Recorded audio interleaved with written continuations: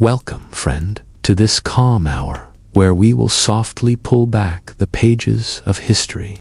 Tonight, our story happens in a world very different from our own, but one that was still deeply human. Whether you are falling asleep or just want to slow down your evening, I am happy you are here. I would love to know where you are listening from, what city or country, and what time it is for you right now. It's always amazing to me how history can connect strangers from all over. If this type of quiet historical storytelling gives you a sense of peace, please think about subscribing. We have many more stories to help us drift into the quiet night. Now, we all complain about dating in modern times, right? There are apps that do not work, people who disappear without a word, and awkward small talk over expensive coffee. But imagine if meeting the parents meant you had to literally ask for permission from a powerful lord who owned your potential partner, like they were property. The truth is, dating in medieval times was so harsh that it makes today's worst dating app stories seem like children's fairy tales. We are talking about a time when love was a luxury that most people could not have. Marriages were like business deals, and the average person had as much choice in their love life as an animal being sold at the market. In the next few parts, we are going to find out exactly why finding love in medieval times was a complete nightmare. We will explore how the strict social classes made love feel like a game of political strategy, how the Catholic Church controlled every part of a person's private life, and how basic hygiene problems made being physically attracted to someone, well, very difficult. But here is the truly shocking part. Many of the dating problems we believe are only modern actually started from these medieval disasters. The pressure to marry young, that was a medieval idea. Arranged relationships, they basically invented the model for that. Even the idea that romance should be a dramatic, painful experience comes directly from medieval traditions of courtly love, which were designed to be impossible to actually live out. First, let's talk about something that would make modern dating apps look like a dream: the total and complete lack of choice that was the reality of medieval love. If you think your dating options are small now, imagine you lived in a small village with only 50 people. Half of them are your relatives, a quarter are already married, and the rest are either too young, too old, or have already been promised by the local lord for political marriages. In medieval society, your romantic choices were not decided by how well you got along, what you had in common, or even if you were attracted to each other. They were decided by your social rank, your family's money situation, and often by people you had never even met.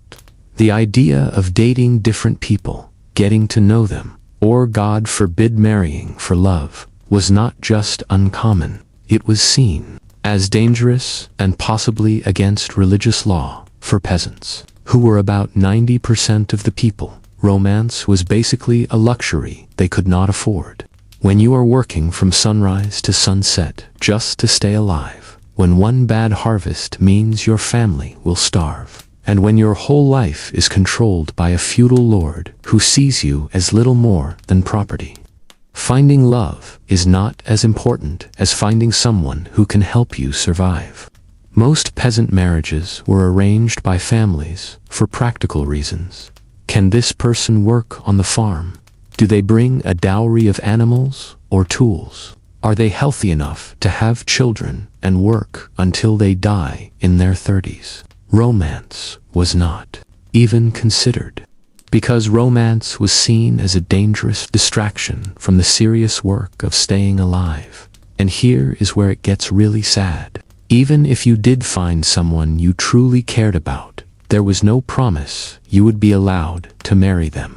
Feudal lords had the right to say yes or no to marriages between their workers, and they often used this power to control them.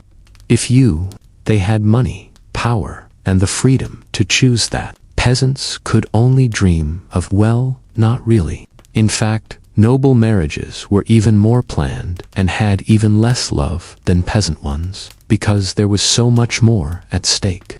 When you are part of the ruling class, your marriage is not just about your own happiness.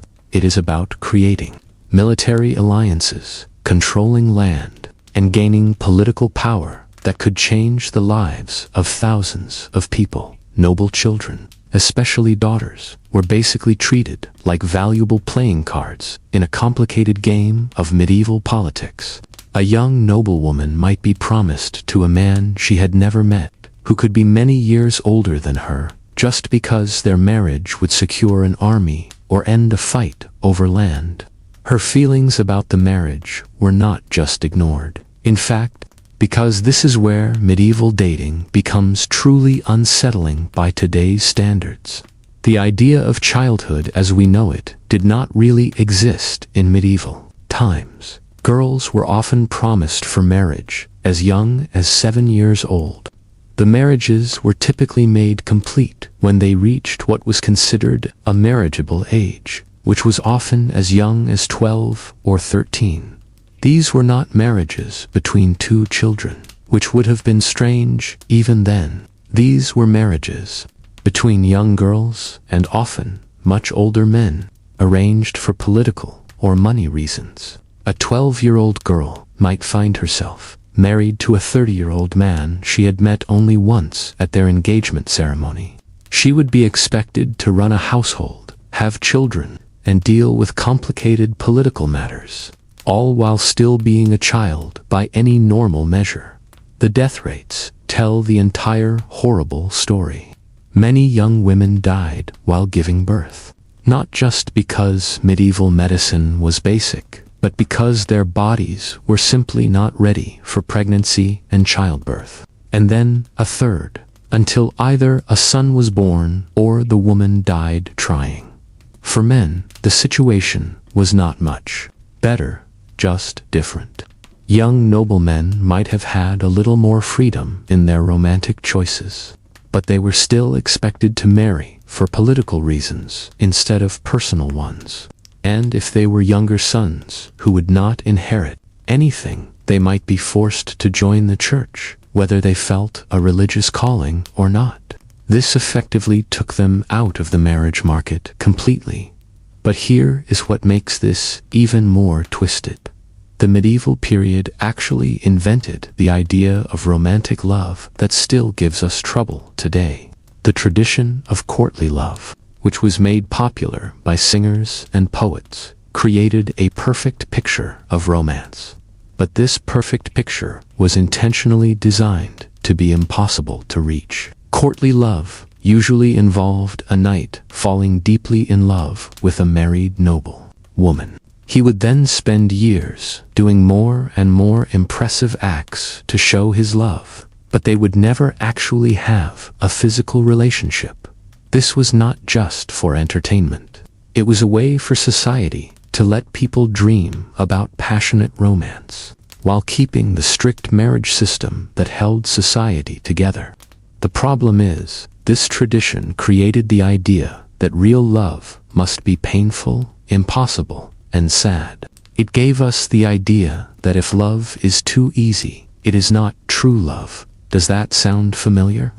This medieval invention is still affecting our minds today, making us think that healthy, simple relationships are somehow less romantic than dramatic, complicated ones, and we have not even talked about the practical horrors yet. Imagine trying to be romantic in a world where most people had never brushed their teeth, where taking a bath was thought to be possibly bad for your health, and where the average person's idea of perfume was to rub herbs on themselves to hide the smell of months without washing, was made complicated by the simple fact that most people looked and smelled absolutely awful by our standards today.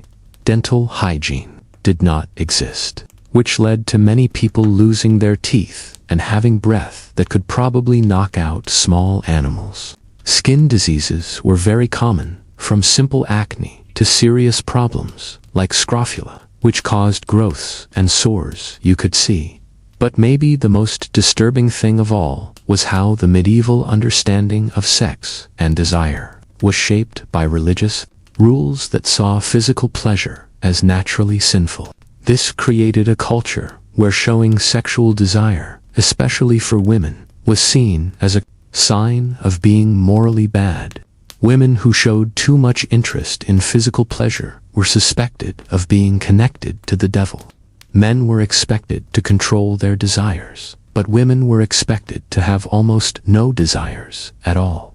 The result was a dating culture, if you can even call it that, where the very basics of romantic attraction, physical chemistry, emotional connection, and shared pleasure were looked at with distrust and often with complete hostility. And this is just the start. We have not even discussed how the church controlled every part of romantic relationships, how sickness and death made long-term planning impossible, or how the constant danger of violence turned every possible romance into a possible tragedy. Medieval dating was not just hard, it was a nightmare that mixed the worst parts of arranged marriage, extreme religious belief, and cruel social inequality into a system that treated love as either a dangerous luxury or a useful tool for political control.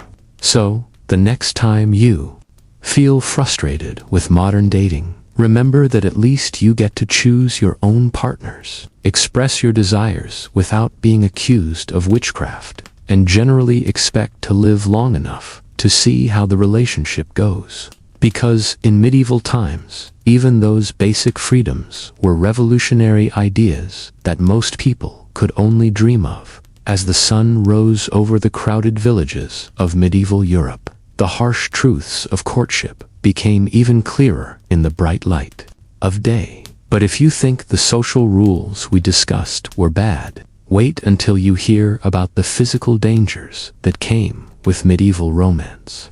Because in a world without modern medicine or basic hygiene, even holding hands could literally be a matter of life and death. Picture this. You are a young peasant woman, maybe 15 years old, and you have somehow gotten the attention of a local farmer's son. Your families have agreed to let you walk together after church on Sundays, always under the careful watch of your mother or aunt, of course. But as you walk through the village, you are not just navigating the rocky path between the small houses.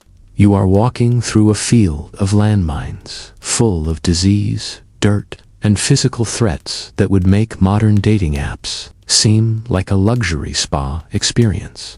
The streets under your feet are not paved with stones or even packed dirt. They are flowing rivers of human and animal waste, rotting food, and who knows what else.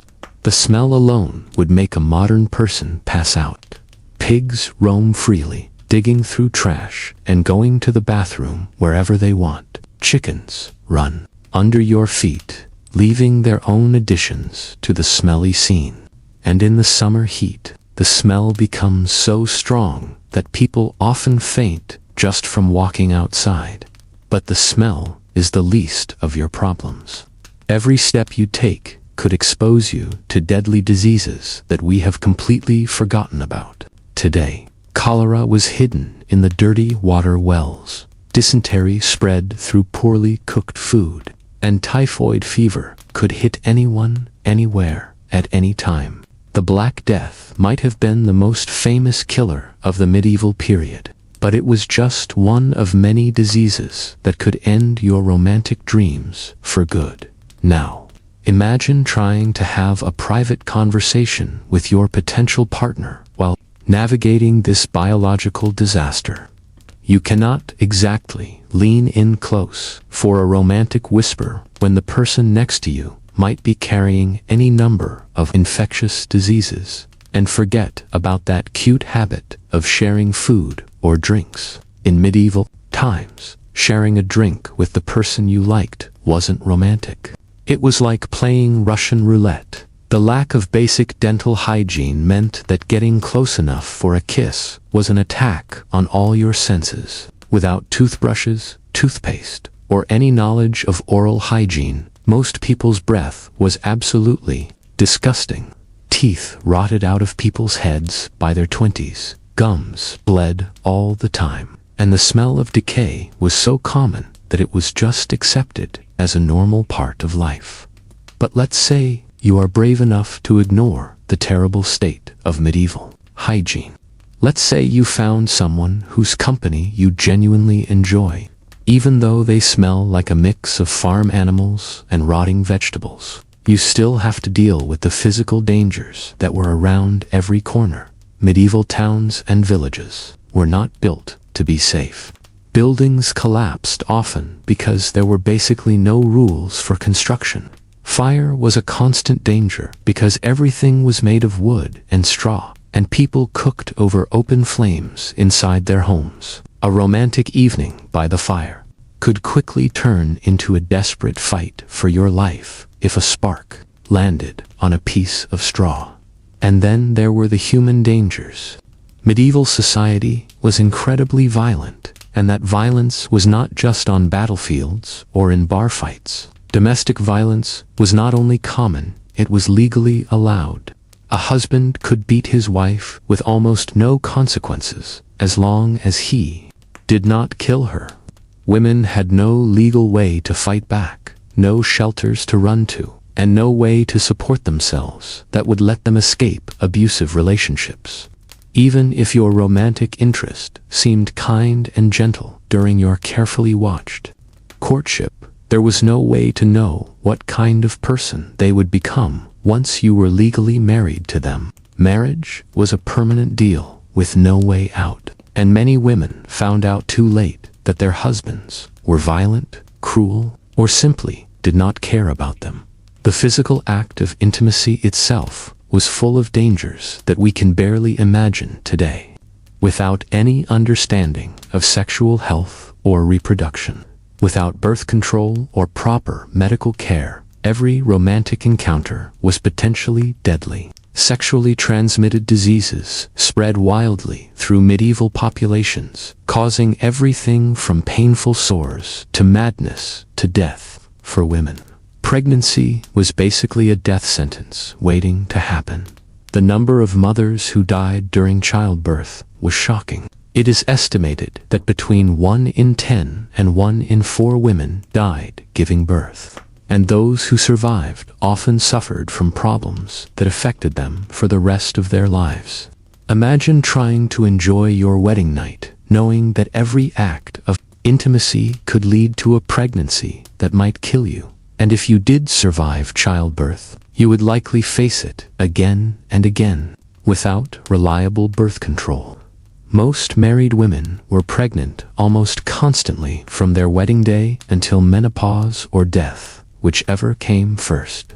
The average medieval woman who lived to be an adult could expect to have 6 or 7 children, though many of those children would not survive their first year. The infant death rate was so high that parents often did not even name their children until they were several months old, because the chances of the baby dying were simply too high to risk the emotional pain. Imagine the psychological damage of losing child after child, of never knowing if this pregnancy would be the one that killed you, of watching your body break down from the constant cycle of pregnancy and childbirth. But even if you managed to navigate all these physical dangers, even if you found a partner who was kind and gentle, even if you survived multiple pregnancies and childbirths, you still had to deal with the simple, brutal fact that life in medieval times was short and unpredictable. The average life expectancy was somewhere between 30 and 40 years old. This was not because people got old faster, but because so many died young from disease, violence, or accidents that it brought the average down. If you were lucky enough to survive childhood, you might live to see 50 or 60, but you would be considered ancient by medieval standards. This meant that most romantic relationships were tragically short. You might marry at 15 and be a widow by 25. You might finally find true love, only to watch your partner waste away from a disease that would be easily curable today.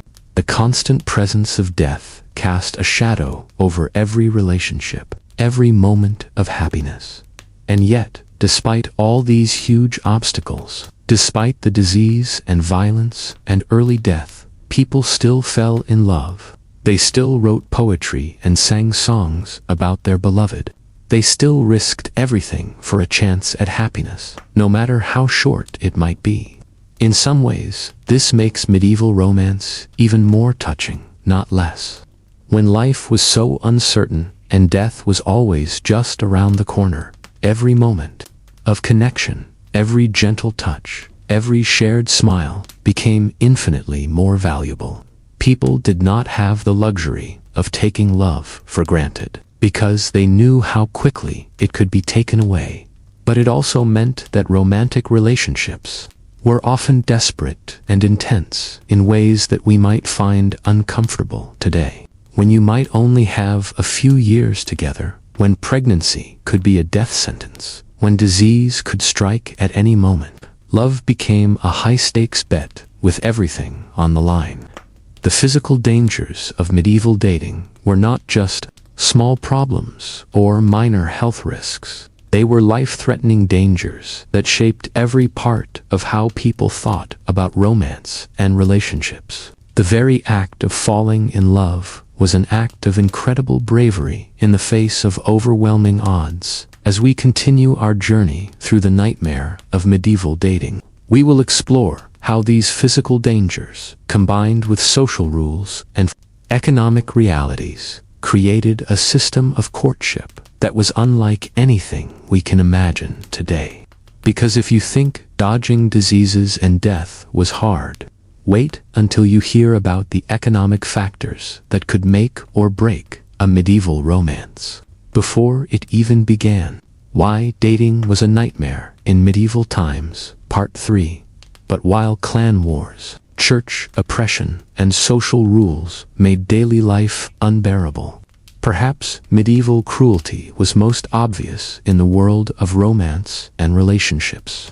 If you thought modern dating was hard, imagine trying to find love in a time when a simple kiss could literally kill you, where marriages were business deals, and where the act of courtship itself was controlled by a toxic mix of extreme religious belief and aristocratic manipulation. The medieval approach to love and marriage was so fundamentally broken that it would make even the most troubled modern relationship look like a fairy tale. This was not just about arranged marriages or a lack of choice. This was a system that destroyed human intimacy, covered in the false promise of chivalrous romance and divine blessing. Let's start with the most basic part of any romantic relationship: physical attraction and intimacy. In medieval times, even the smallest physical contact between unmarried people was considered a serious sin that could send your soul to hell for eternity. The Catholic Church had turned human sexuality into something so shameful and terrifying that people truly believed a passionate kiss might send them straight to hell. But it was not just religious guilt that made physical intimacy dangerous. It was literally, without any understanding of hygiene or how diseases spread, intimate contact was a game of Russian roulette. Sexually transmitted diseases spread wildly through medieval society, and there was no treatment, no cure, and often no understanding of how these sicknesses spread. Syphilis, which came to Europe in the late medieval period, was especially destructive. The disease would eat away at people's faces, leaving them horribly disfigured before driving them insane and finally killing them. Imagine trying to build a romantic relationship when physical intimacy carried the very real risk of a slow, painful death. For women, the dangers were even more extreme. Pregnancy was basically a death sentence that you might survive. The rates of mothers dying were astronomical, with some estimates suggesting that 1 in 3 women died during childbirth. This was not just because of a lack of medical knowledge. Medieval society actively made pregnancy more dangerous through their beliefs and practices. Medieval medical books claimed that women were essentially flawed men, with bodies that were cold and wet instead of hot and dry. This basic misunderstanding of the female body meant that medical treatments for pregnant women were often harmful or deadly. Doctors might prescribe bloodletting to balance the body's fluids or recommend herbs that were actually poisonous to developing babies. The church made things worse by teaching that the pain of childbirth was God's punishment for Eve's original sign. This meant that trying to ease labor pain was considered an insult to God. Women were expected to suffer in agony as a form of divine punishment, and any attempt to reduce their pain was seen as interfering with God's will. But let's say you survived courtship, avoided disease, and made it through pregnancy alive. The actual structure of medieval marriage was designed to crush any chance of real love or partnership. Marriage was not about two people choosing each other. It was a business deal between families, with the bride as the product being traded. Fathers would negotiate bride prices and dowries like they were selling cattle. The bride herself had no say in the matter. She might meet her husband for the first time on her wedding day. Or worse, she might be married to a man she found disgusting or terrifying. Her feelings, her desires, her hopes for the future were completely irrelevant. The age at which these marriage deals began was particularly horrifying. Girls as young as 7 years old could be promised for marriage, and marriages were often made complete when the bride reached 12 or 13. These were not marriages between children and other children. These were often arrangements between young girls and much older men, sometimes men old enough to be their grandfathers. Consider the case of Margaret Beaufort, who was married for the first time at age 6. She was a widow at age 7, remarried at age 9, and gave birth to her only child, the future King Henry VIII, when she was just 13 years old. The traumatic birth left her unable to have more children and caused lifelong health problems. This was not unusual. This was the normal experience for noble women. For peasant women, the situation was different, but no less awful. While they might have had slightly more say in their marriages, their options were still severely limited by economic need and social pressure. A peasant woman who stayed unmarried was basically sentenced to a life of poverty and danger. She had no legal rights, no way to support herself, and no protection from violence or exploitation. The economic realities of medieval life meant that marriages were mainly about survival rather than love. Families needed to combine their resources to have any hope of getting through famines, diseases, and the constant threat of violence. Romance was a luxury that most people simply could not afford, even among the nobility.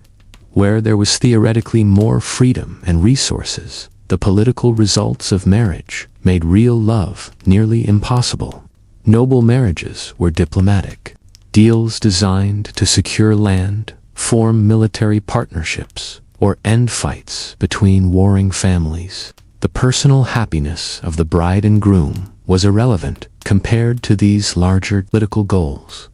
This led to the strange medieval concept of courtly love, which was basically a systematic romanticizing of adultery. Since marriages were political arrangements rather than love matches, the only way to experience passionate romance was through affairs. Courtly love literature celebrated these extramarital relationships, creating an entire culture that worshipped forbidden love while at the same time condemning it. The stories of courtly love were filled with impossible, tragic romances. Knights would pledge their eternal love to married ladies, suffer for a love they could never have, and perform great deeds in honor of women they could never touch. These were not stories about healthy relationships. These were fantasies about the very impossibility of love in medieval society. Take the story of Lancelot and Guinevere, which became one of the most famous examples of courtly love. Lancelot, the greatest knight of the Round Table, falls desperately in love with Queen Guinevere, who is married to his lord and friend, King Arthur. Their love is presented as noble and pure, exactly because it can never be made complete without destroying everything they both care about. The story ends in tragedy, with their forbidden love ultimately leading to the fall of Camelot. These stories were not just entertainment. They were a reflection of the fundamental impossibility of combining love and marriage in medieval society. The very concept of romantic love was associated with tragedy, impossibility, and destruction. Love was something that happened outside of marriage, and marriage was something that happened without love. The Church's teachings about sexuality made this situation even worse. Medieval Christianity had a deeply conflicted relationship with human sexuality. On one hand, marriage was considered a holy sacrament, blessed by God. On the other hand, sexual desire was seen as inherently sinful, even within marriage. Church doctrine taught that the only acceptable reason for marital sex was to have children. Any sexual activity that was done for pleasure, even between married couples, was considered sinful. This meant that even the most legitimate church-approved relationships were poisoned by guilt and shame around physical intimacy. Medieval manuals for priests, which gave guidelines for hearing confessions, contained incredibly detailed lists of sexual sins and their appropriate punishments. These texts show an obsession with controlling and regulating every aspect of human sexuality. Married couples were told exactly which sexual positions were acceptable, which days of the week they could have sex, and how they should feel about it. The Church taught that women who enjoyed sex were particularly sinful, as this suggested they were controlled by their base, animal nature, rather than their spiritual nature. This created an impossible situation for women, who were expected to participate in sexual activity for reproduction, but were condemned if they found any pleasure in it. Men were not free from this sexual shame either. Medieval Christianity promoted the idea that truly holy men should be celibate, like priests and monks. This meant that even married men were seen as spiritually inferior to those who had given up sexual activity entirely. Marriage was presented as a kind of spiritual compromise for those who were too weak to achieve true holiness. This toxic approach to sexuality had devastating effects on medieval relationships. Couples were taught to approach physical intimacy with shame and guilt rather than joy and connection. The Church's obsession with sexual purity created a culture where natural human desires were seen as evidence of moral failure. The legal status of women in medieval society made a true partnership between spouses virtually impossible. Under medieval law, women were essentially property. First, they belonged to their fathers, then to their husbands. They could not own property, make contracts, or even appear in court without a male representative. This legal framework meant that marriage was not a partnership between equals. It was a transfer of ownership. A woman's role was to be obedient to her husband, produce heirs, and manage the household. Her own thoughts, feelings, and desires were legally irrelevant. Medieval marriage ceremonies reflected this property-based understanding of the relationship. The bride's father would literally hand her over to the groom, symbolically transferring ownership. The bride herself often had no speaking role in the ceremony. Not exist in medieval law, because wives were considered to have given permanent consent to sexual activity when they married. A husband could force himself on his wife whenever he wanted, and she had no legal recourse. It was seen as a husband exercising his legitimate rights over his property. Domestic violence was similarly normalized and legally protected. Medieval law explicitly gave husbands the right to physically discipline their wives, as long as they did not cause permanent injury or death. The phrase rule of thumb allegedly comes from the medieval legal principle that a man could beat his wife with a stick as long as it was no thicker than his thumb.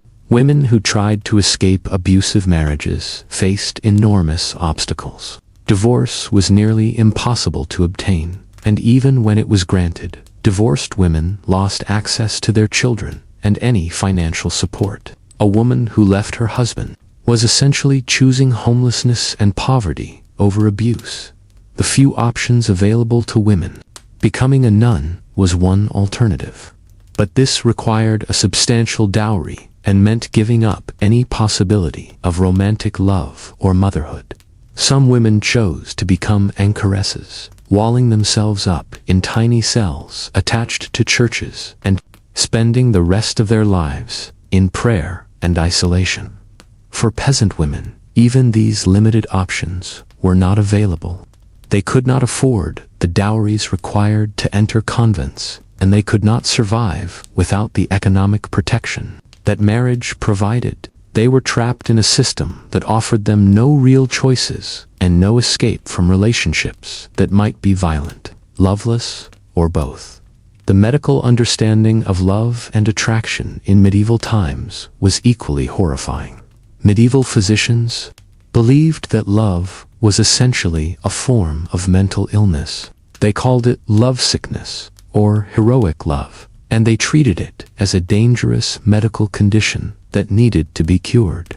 According to medieval medical theory, falling in love caused an imbalance in the body's humors, leading to symptoms like loss of appetite, sleeplessness, and obsessive thoughts about the beloved. Physicians prescribed treatments that included bloodletting, purging, and even surgery to cure patients of their romantic feelings.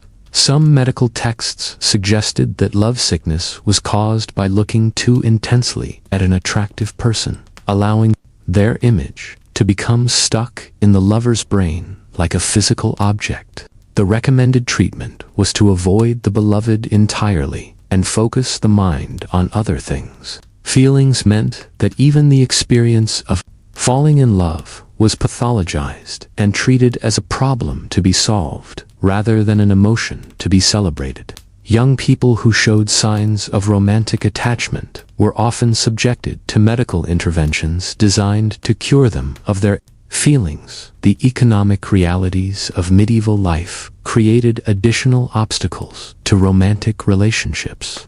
For most people, simply surviving was a full-time job that left little time or energy for courtship. Peasants worked from dawn to dusk just to produce enough food to stay alive.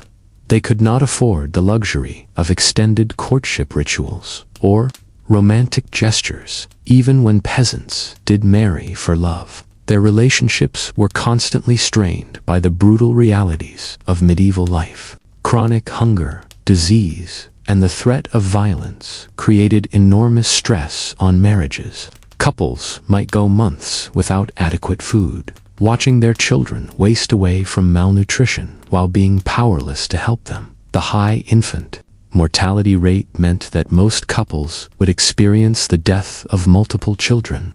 Some estimates suggest that up to half of all children died before reaching adulthood.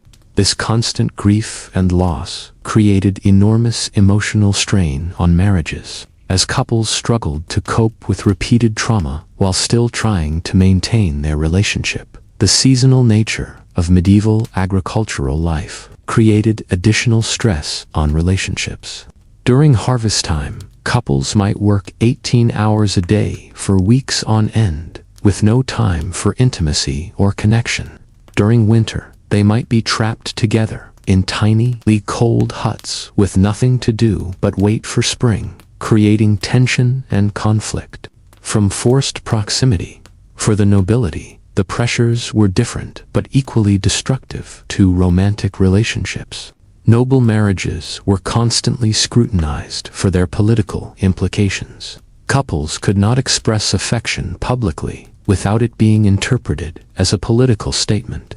A noble wife who appeared too happy with her husband might be seen as supporting his political faction, potentially making her a target for his enemies.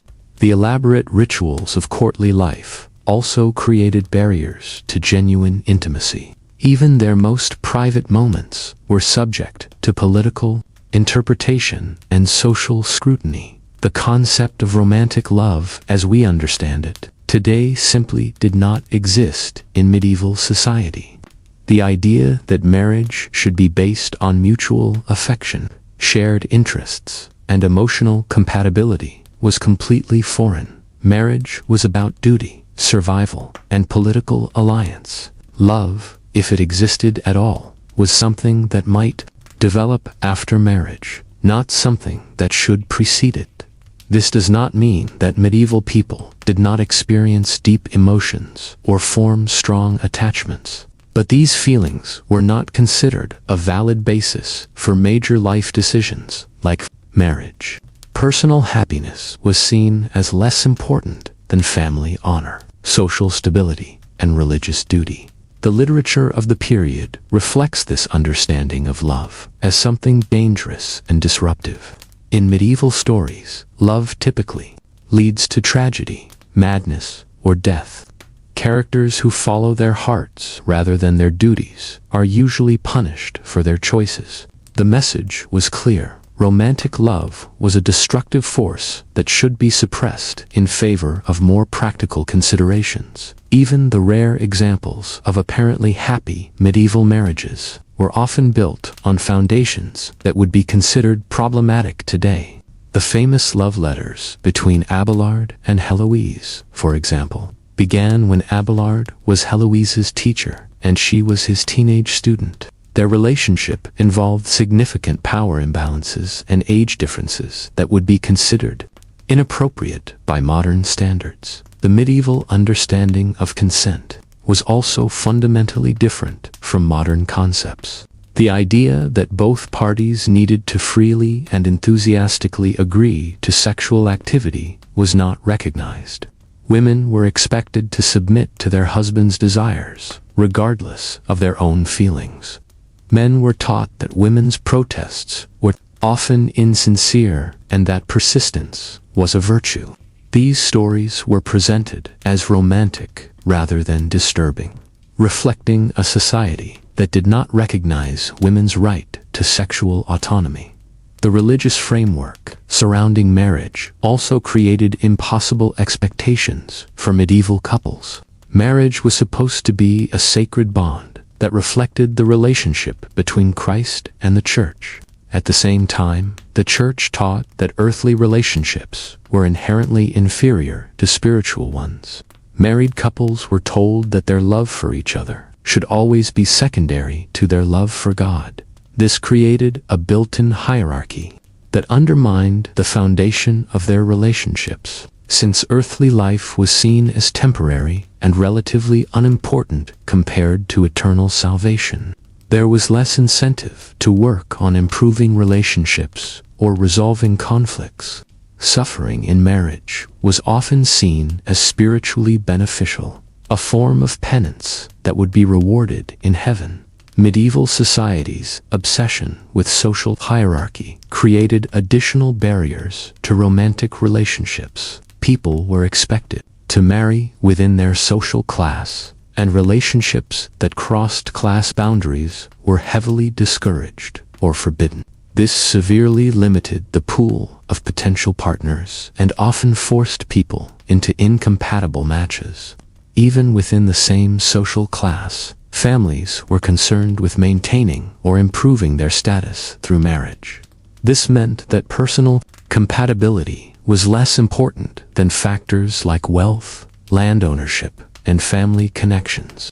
A couple might be perfectly suited to each other emotionally but forbidden to marry, because their union would not advance their family's interests. The elaborate rules governing courtship and marriage also made it difficult for people to get to know each other before committing to a lifetime together. Unmarried men and women were rarely allowed to spend time alone together, and their interactions were heavily supervised and regulated. This meant that couples often entered marriage as virtual strangers. The physical living conditions of medieval life created additional challenges for romantic relationships. Most people lived in small, crowded spaces with little privacy.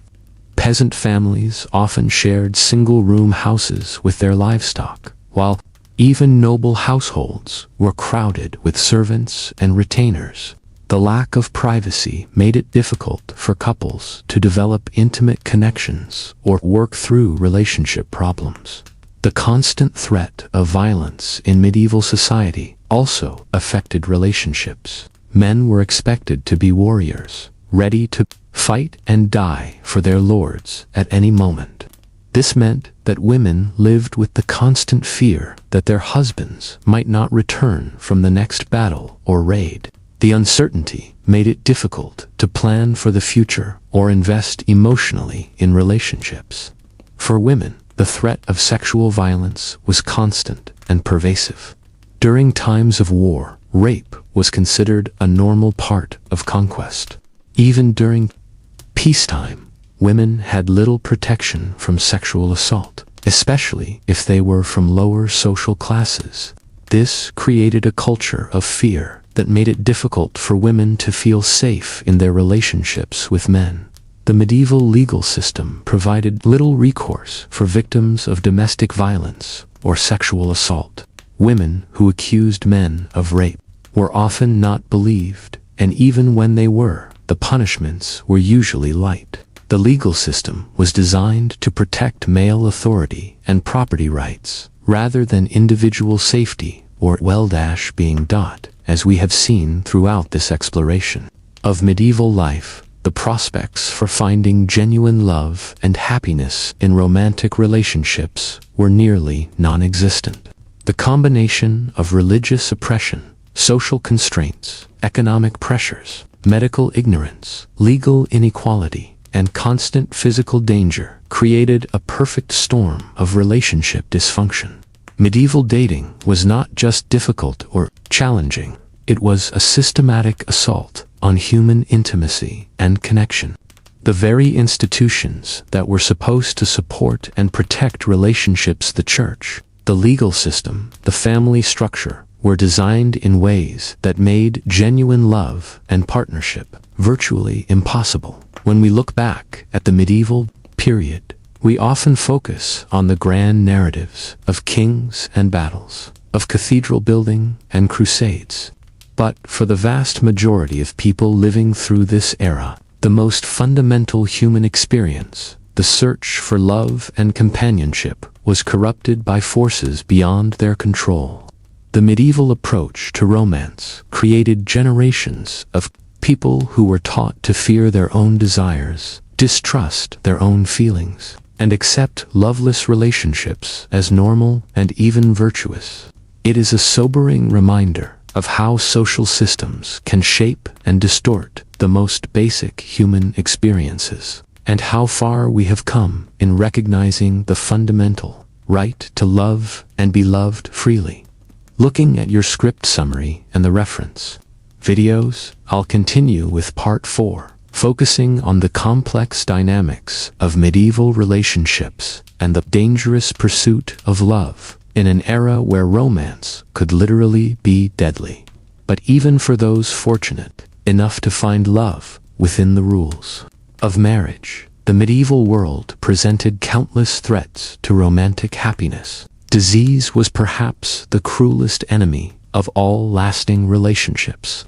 The average lifespan was around 30 years, meaning that most couples could expect their unions to be cut tragically short.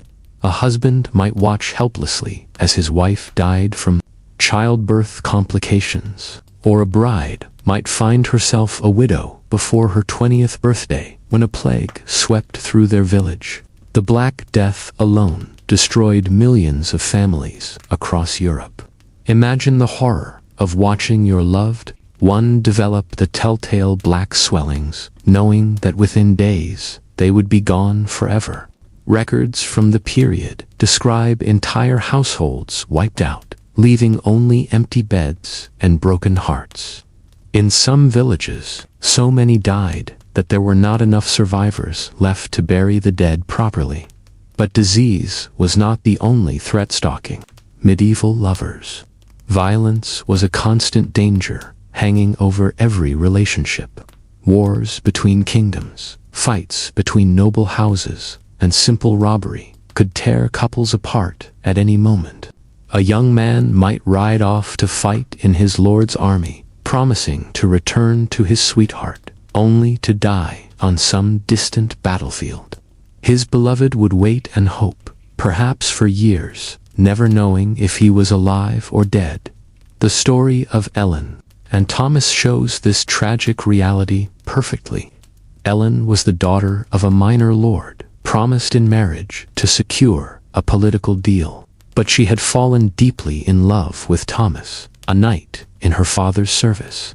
Their secret meetings in the castle gardens were the stuff of poets' songs, stolen kisses under the moonlight, whispered promises of eternal love, and dreams of somehow being together despite the impossible situation.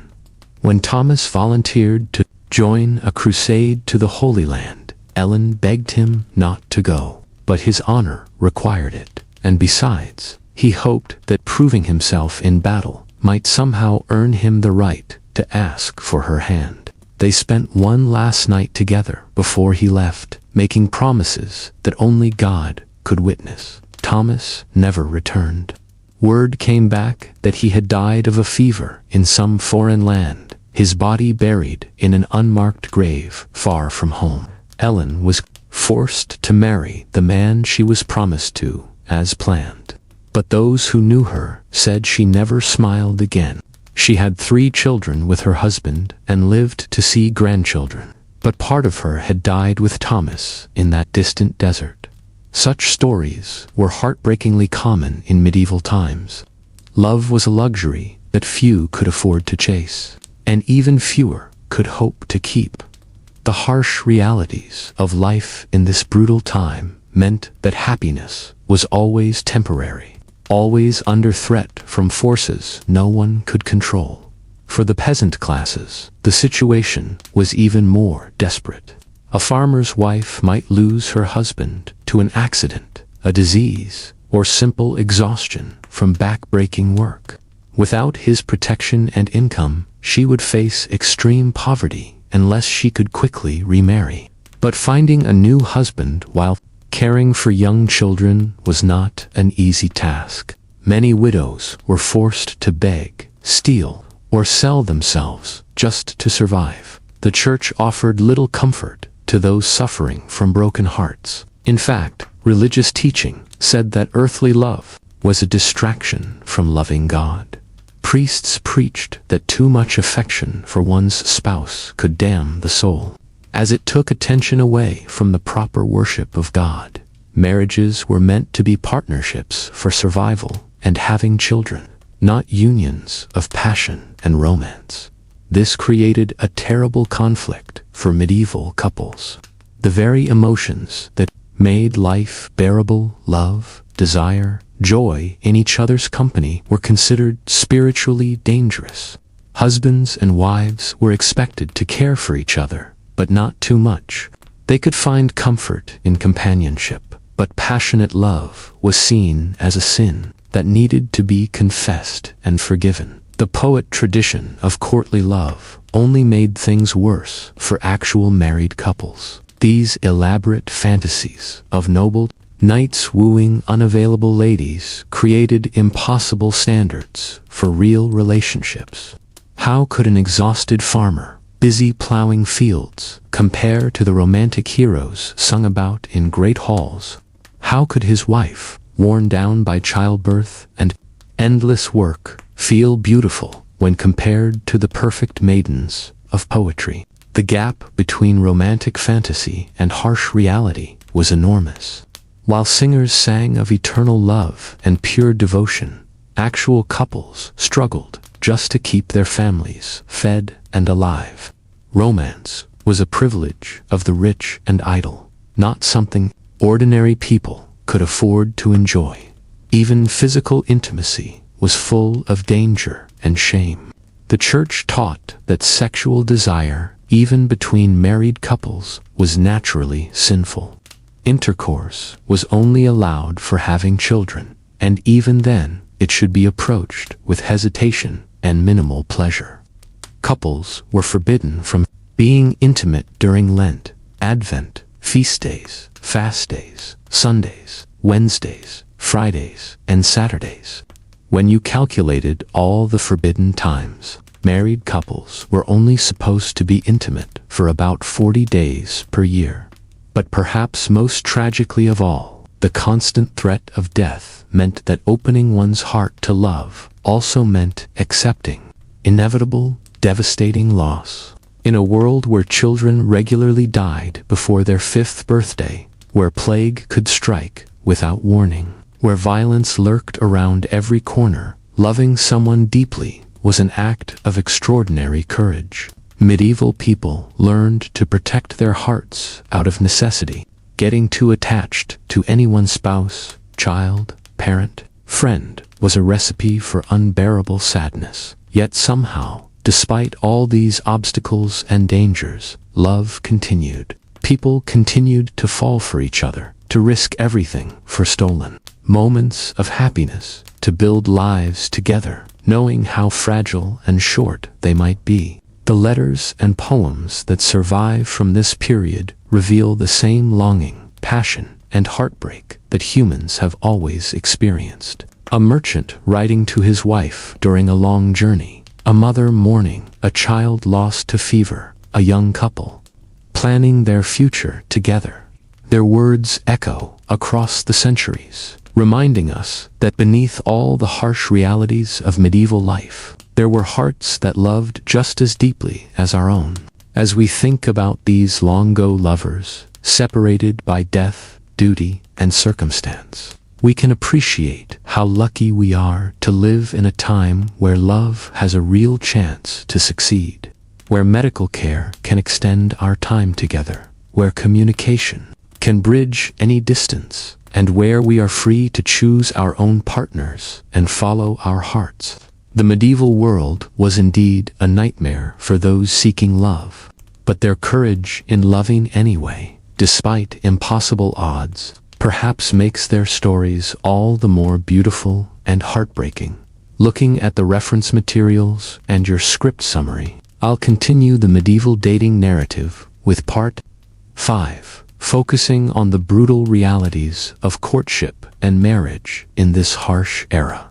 Yet, even as love struggled to survive in such a brutal world, the very act of courtship itself presented dangers that modern romantics could barely imagine. For in medieval times, the simple pursuit of affection could lead to violence, scandal, or even death. Consider the dangerous world of medieval matchmaking, where marriages were arranged like military deals, and courtship was a battlefield of competing interests.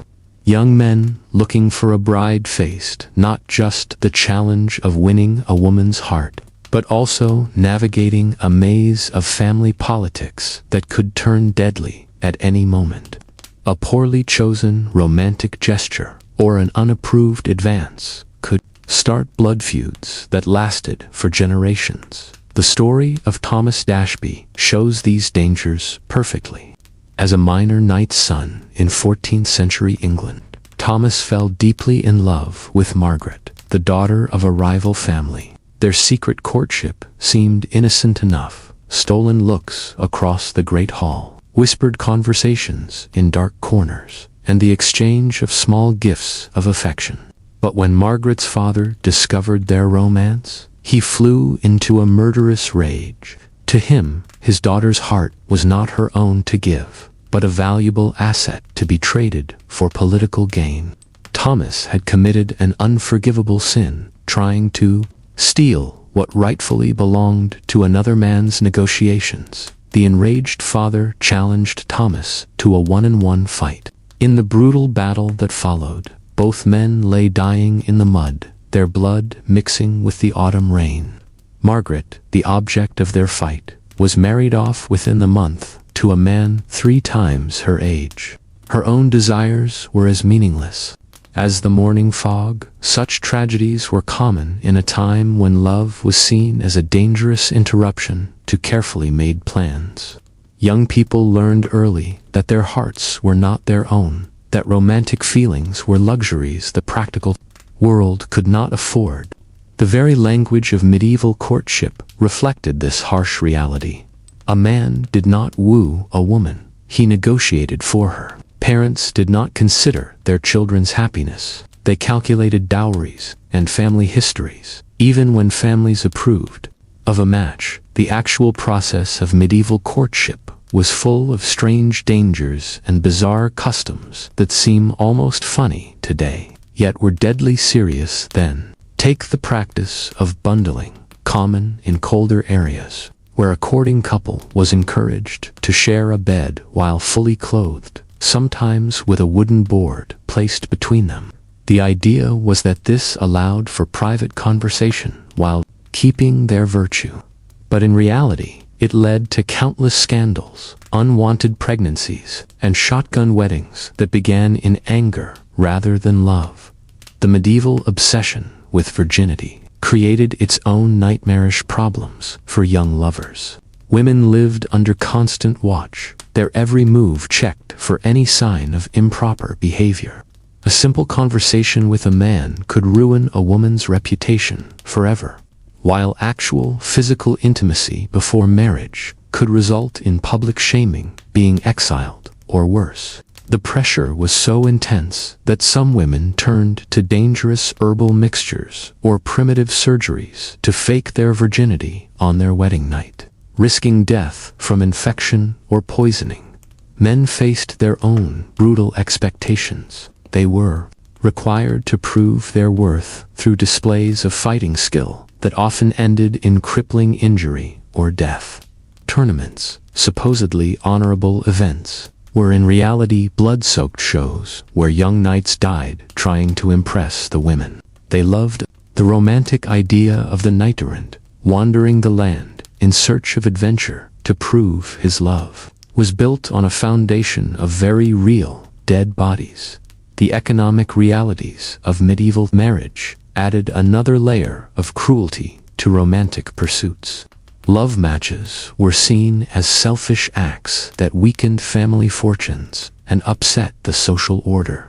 A peasant who married for love might find himself thrown out by his lord, left to starve with his beloved. A noble who defied his family's wishes could be disinherited, stripped of his lands and title, and reduced to begging overnight. The church, supposedly the guardian of marriage as a holy institution, often made courtship even more dangerous with its complicated rules about who could marry whom.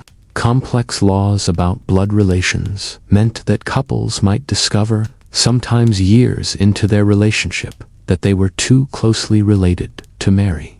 The special permissions needed to overcome such problems were expensive and took a long time to get, available only to the rich and well-connected. Religious festivals, supposedly times of joy and celebration, became hunting grounds for predatory men looking to take advantage of the temporary loosening of social rules. Young women, attending church gatherings or village fairs, faced constant threats of assault or abduction. Many families kept their daughters virtually locked up during such events, seeing the risk of social interaction as simply too great. Even successful courtships that led to approved marriages were shadowed by the grim statistics of medieval life. The bride and groom exchanging vows could reasonably expect that one of them would be dead within a decade, a victim of disease, childbirth, complications, or violence. Wedding celebrations had an undertone of desperate hurry, as if the people there knew they were racing against time itself. The wedding night, supposedly the high point of courtship, was often a traumatic experience, especially for young brides, who might be completely unaware of what was about to happen. In an age without effective birth control, pregnancy was almost certain, and with it came a terrifying death rate. For many women, marriage was quite literally a death sentence, delivered with flowers and music. Those who survived the early years of marriage found that medieval domestic life offered little break from danger. Domestic violence was not just tolerated, but legally approved. Husbands had the right to punish their wives with physical force, and the line between discipline and abuse was drawn by the husband alone. Women who complained too loudly about their treatment might find themselves accused of witchcraft or adultery, charges that could lead to execution. The isolation of medieval households meant that abused spouses had few options and nowhere to run. Extended family members were often more concerned with keeping the family honor than protecting vulnerable relatives. The church preached submission and endurance, offering the cold comfort that suffering in this life would be rewarded in the next. Children born of these troubled marriages faced their own romantic doom. Raised in homes where love was rare and violence was common, they learned early that relationships were about power and survival, not affection and companionship. The cycle of loveless, brutal marriages continued, generation after generation, creating a society where true intimacy was almost impossible to achieve. Yet, perhaps most tragically of all, there were those who did find true love in this harsh world, only to watch helplessly as circumstances beyond their control tore them apart. Star-crossed lovers, separated by war, plague, or family feuds, became the stuff of legend, precisely because their stories connected with so many who had experienced similar heartbreak. The literature of the period is filled with tales of lovers who chose death rather than separation, with Romeo and Juliet being just the most famous example of a theme that appeared countless times in medieval romance. These stories spoke to a deep human need for connection that even the brutal realities of medieval life could not completely destroy. As we reflect on this list of romantic horrors, it becomes clear that dating was indeed a nightmare in medieval times. It was a dangerous game played with hearts and lives in a world that offered little protection for the vulnerable and even less tolerance for the inconvenient demands of love. The next time we complain about the complexities of modern romance, perhaps we should spare a thought for our ancestors who faced not just broken hearts, but broken bones, exile, and death in their pursuit of human connection. Why dating was a nightmare in medieval times, Part 6. Now, if you thought the rigid marriage arrangements and brutal customs we have explored were the worst of medieval romance, we are about to dive into something even more disturbing. Because beyond the social restrictions and political games, there was a web of superstitions, religious hysteria, and paranormal beliefs that turned the simple act of falling in love into a potential death sentence. In the flickering candlelight of a medieval cottage, a young woman named Isabel carefully braided herbs into her hair, whispering ancient words her grandmother had taught her. She was not casting spells or talking to dark forces. She was simply trying to get the attention of Thomas, the blacksmith's son, using folk remedies that had been passed down through generations of village women. But in an age where the line between medicine and magic was razor thin, such innocent actions could easily be mistaken for witchcraft. The medieval world was absolutely filled with supernatural beliefs that directly affected romantic relationships. Love itself was often seen with suspicion and fear. If someone fell suddenly and passionately in love, it might be blamed on love potions, enchantments, or demonic influence, rather than natural attraction. Women, in particular, were seen as easily influenced by the supernatural, and any woman who showed unusual beauty, intelligence, or independence risked being called a witch or a sorceress. The Church's teachings on sexuality, created an atmosphere of terror around physical desire. Lust was considered one of the 7 deadly sins, and any intense romantic or sexual feeling could be interpreted as evidence of demonic possession or corruption. This meant that the very emotions that draw people together were treated as dangerous spiritual threats.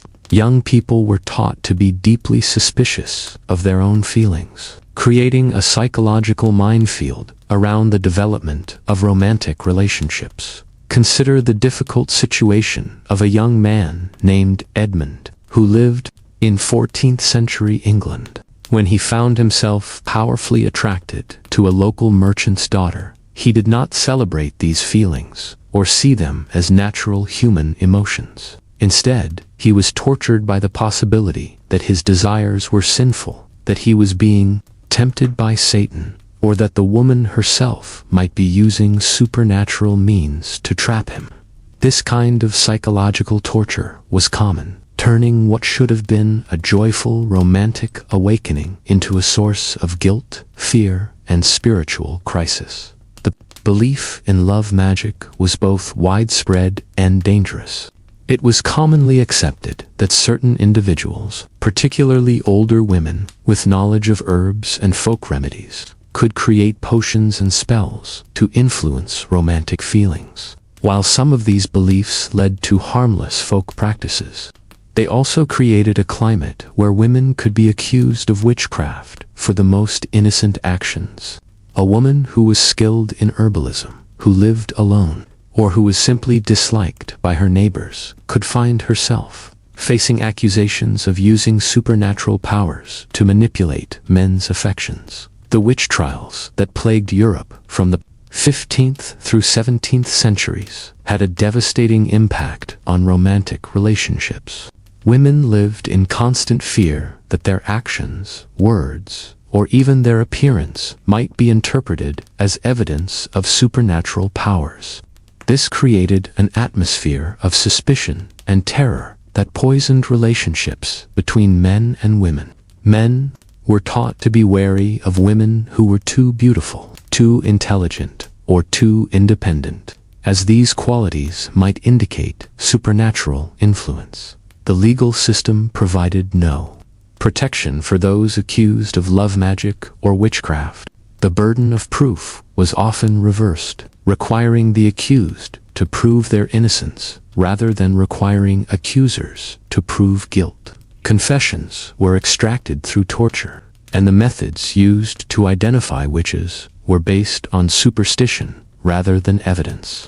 A woman might be condemned to death simply because a man claimed she had bewitched him into loving her, or because someone in the community believed she had used magic to steal another woman's husband. The story of Agnes Waterhouse, one of the first women executed for witchcraft in England in 1566, shows how romantic relationships could become tangled with accusations of supernatural crime. Agnes was an elderly widow who lived alone and was known for her knowledge of herbal remedies. When several young men in her village experienced unrequited love or romantic disappointments, rumors began to spread that Agnes was using magic to interfere with their romantic lives. The accusations grew until she was arrested, tried, and executed for witchcraft. Despite the complete lack of credible evidence against her, the fear of supernatural influence extended to every aspect of courtship and marriage. Wedding ceremonies included numerous rituals and protections designed to ward off evil spirits and malicious magic. Brides wore specific colors, carried particular herbs, or performed certain actions to protect themselves from supernatural interference. The wedding night itself was surrounded by superstitions and protective rituals, as it was believed to be a particularly vulnerable time when evil forces might try to curse the union or prevent consummation. Even the simple act of giving between lovers was fraught with supernatural implications. A ring, a lock of hair, or a pressed flower could be interpreted as a magical charm or a component in a love spell. Young people had to be extremely careful about what they gave to or received from romantic interests, as innocent tokens of affection could later be used as evidence of witchcraft if the relationship went sour, or if someone wanted to make accusations. The belief in the evil eye added another layer of danger to romantic relationships. It was widely believed that certain individuals could curse others simply by looking at them with malicious intent. This meant that jealous rivals, disappointed suitors, or disapproving family members could be blamed for romantic misfortunes through supernatural means. If a couple experienced problems in their relationship, if a pregnancy ended in miscarriage, or if one partner fell ill, it might be attributed to the evil eye rather than natural causes. The concept of demonic possession also impacted romantic relationships in terrifying ways. Young women who displayed unusual behavior, particularly if it involved rejecting arranged marriages or expressing strong romantic preferences, might be accused of being possessed by demons. The treatments for such possession were brutal and often fatal, involving exorcisms, beatings, starvation, and other forms of torture designed to drive out the supposed evil spirits. Religious authorities actively promoted these supernatural fears as a way of controlling romantic and sexual behavior, by teaching people to be suspicious of their own emotions and to fear supernatural influence in their relationships. The church maintained strict control over courtship and marriage practices. Young people were discouraged from following their hearts or making independent romantic choices, as such actions might be evidence of supernatural manipulation. The intersection of medicine and magic created additional dangers for those seeking help with romantic problems. Herbalists, midwives, and folk healers who provided remedies for lovesickness, infertility, or other romantic difficulties were particularly vulnerable to accusations of witchcraft. Even physicians and learned men could find themselves accused of using supernatural means if their treatments were too successful or if they were associated with romantic scandals. The psychological impact of living under such superstitious terror cannot be overstated.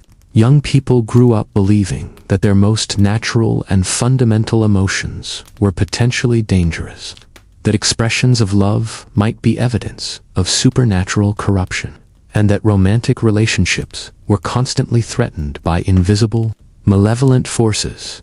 This created a culture of fear and suspicion that made genuine intimacy and trust nearly impossible to achieve. The documentation from medieval and early modern court records reveals the devastating human cost of these supernatural beliefs. Countless women were tortured and executed on charges related to love magic or romantic witchcraft. Families were torn apart by accusations and suspicions. Communities were divided by fear and paranoia. The very bonds that should have brought people together became sources of danger and terror. The irony is that many of the practices condemned as supernatural were actually based on genuine knowledge of herbs, psychology, and human behavior. Women who understood how to use certain plants to improve health, who could read people's emotions and provide good advice, or who simply had the confidence to live independently, were often the ones accused of witchcraft. The systematic persecution of such women represented not just an attack on individuals, but a broader assault on female knowledge and autonomy. The belief in supernatural influence also served as a convenient excuse for men who wanted to escape responsibility for their romantic choices. A man who abandoned his wife for another woman could claim he had been bewitched. A nobleman who broke an engagement could argue that he had been under supernatural influence. These accusations allowed men to avoid the social and legal consequences of their actions while simultaneously destroying the lives of the women they blamed. The fear of love magic extended even to the highest levels of society. Royal marriages were surrounded by elaborate protective rituals, and court physicians were constantly on guard against supernatural threats to royal romantic relationships. Kings and queens employed specialists in countermagic to protect against romantic curses, and political enemies might be accused of using supernatural means to interfere with royal marriages or fertility. The artistic and literary culture of the medieval period both reflected and reinforced these supernatural fears. Stories of enchantresses, love potions, and magical seduction were extremely popular, but they also served to reinforce the idea that romantic relationships were inherently dangerous and potentially supernatural in nature. Young people absorbed these cultural messages of medieval Europe reveal how thoroughly supernatural beliefs had penetrated the justice system. Laws against love magic were detailed and severe, with punishments ranging from fines and public humiliation to torture and execution. The fact that such laws existed and were regularly enforced demonstrates how seriously these supernatural threats were taken by medieval authorities. The economic impact of supernatural fears around romance was also significant. Families might spend considerable resources on protective charms, romantic relationships. The fear of magical interference could disrupt trade relationships, political alliances, and social connections as people became suspicious of anyone. Spread of these beliefs was remarkable, extending across all of Europe and beyond. While specific practices and beliefs varied from region to region, this suggests that these beliefs served important social and psychological functions, even as they caused tremendous suffering and injustice. As we reflect on this dark chapter in the history of human relationships, of ignorance, fear, and social control created a perfect storm of terror around the most basic human emotions. The medieval period's supernatural beliefs about love and romance represent perhaps the most extreme example in human history of how society can turn the natural desire for connection and intimacy. These beliefs extended far beyond the medieval period, influencing attitudes toward women, sexuality, and romantic relationships for centuries to come. The witch trials of the early modern period, the persecution of women healers and midwives, and the broader cultural suspicion of female independence all had their roots in the medieval. Examining this aspect of medieval romantic life, we gain insight not just into the past, but into the ongoing human tendency to fear and demonize what we do not understand. The medieval period's supernatural beliefs about love remind us of how dangerous it can be when ignorance and fear are allowed to override reason and compassion, of terror and persecution. The young woman, Isabel, with whom we began this exploration, might have lived her entire life in fear that her innocent attempts to attract love would be misinterpreted as witchcraft. In a world where even the most natural human desires were viewed with supernatural suspicion, the simple act of falling in love became not just a personal risk, but a potential death sentence. Romantic life, that the very emotions that make us most human were treated as evidence of inhuman corruption. Here is part 7 of the Why Dating Was a Nightmare in Medieval Times script. But perhaps the cruelest twist of fate for medieval lovers was how death itself seemed to hide around every romantic corner. In a time when life expectancy was barely 34, common people, finding love was often a race against time itself. Young women who managed to catch the eye of a suitor faced the terrifying possibility of childbirth, which killed more mothers than any battlefield-claimed soldiers. The basic understanding of the human body and the complete lack of clean birthing practices meant that having a child often became a death sentence, Consider the tragic story of Marguerite de Montclair, a noblewoman whose story was recorded in the history of 13th century France. At 17, she was considered old by medieval standards for marriage, having somehow avoided the typical arrangement that would have married her off at named Guillaume. Their romance seemed lucky. They exchanged secret letters written in the fancy language of courtly love, met in hidden corners of her father's castle, and dreamed of a life together that was different from the usual political games of noble marriage. But their love story, like so many others, was destined for heartbreak. When Marguerite became pregnant with their child, what should have been a moment of joy became a countdown to disaster, came more from superstition than science. They believed that a difficult labor could be eased by hanging eagle stones around the mother's neck, or that placing a knife under the birthing bed would cut the pain. When problems arose, as they always did, their solutions were often worse than the problems they were trying to fix.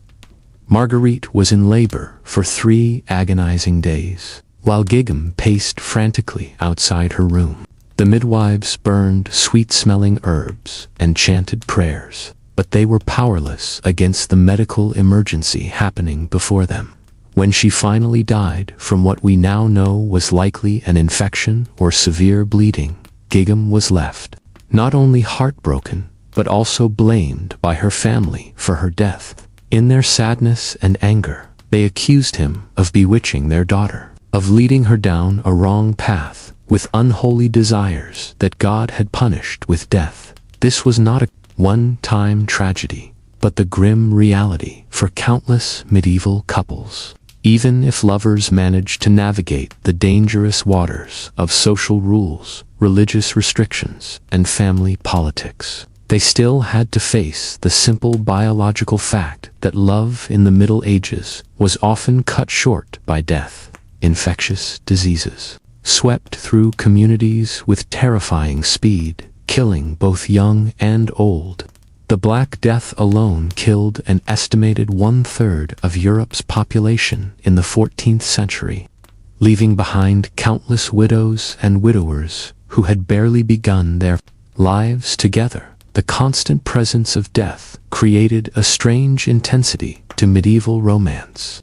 Lovers could not afford the luxury of long courtships or slow emotional development when life could end at any moment from plague, injury, or childbirth. This urgency filled medieval love poetry with a desperate quality that modern readers often find both beautiful and heartbreaking. The famous poet's songs of unrequited love were not just artistic ideas, but reflections of a world where love was frequently interrupted by the grave. But death was not the only ghost haunting medieval romance. The very act of falling in love was considered dangerous to one's spiritual health. The medieval church taught that passionate love was a form of spiritual sickness that could lead the soul away from its proper love for God. This created an impossible problem for young people, whose hearts naturally longed for connection and intimacy. They were told that the very feelings that made them most human were also the feelings most likely to send them to hell for eternity. The concept of romantic love as a positive force was so strange to medieval thinking that when it began to appear in the 12th century through the literature of courtly love, it was revolutionary and dangerous. The idea that a man might worship a woman with the same passion usually reserved for the Virgin Mary was shocking. The idea that sexual desire could be noble rather than degrading challenged the basic beliefs of medieval Christianity. Yet, even this supposedly higher form of love was full of danger, as it was typically about adultery, celebrated the suffering of unfulfilled desire, and often ended in tragedy. The poet tradition that gave birth to our modern idea of romantic love was built on the foundation of impossible relationships. The knight who loved his lord's wife, the lady who longed for a man she could never marry, but as the very essence of pure love.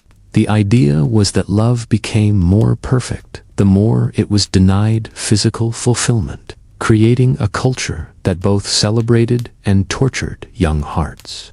Medieval medical theory added another layer of danger to the act of falling in love.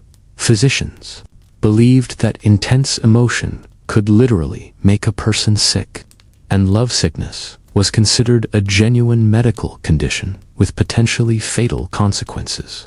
The symptoms included loss of appetite, insomnia, fever, and what we might now recognize as severe depression.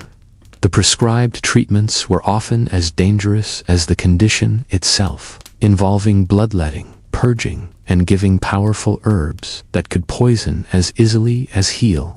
The story of Abelard and Heloise, perhaps the most famous lovers of the medieval period, shows how intellectual and emotional connection could be just as dangerous as physical passion.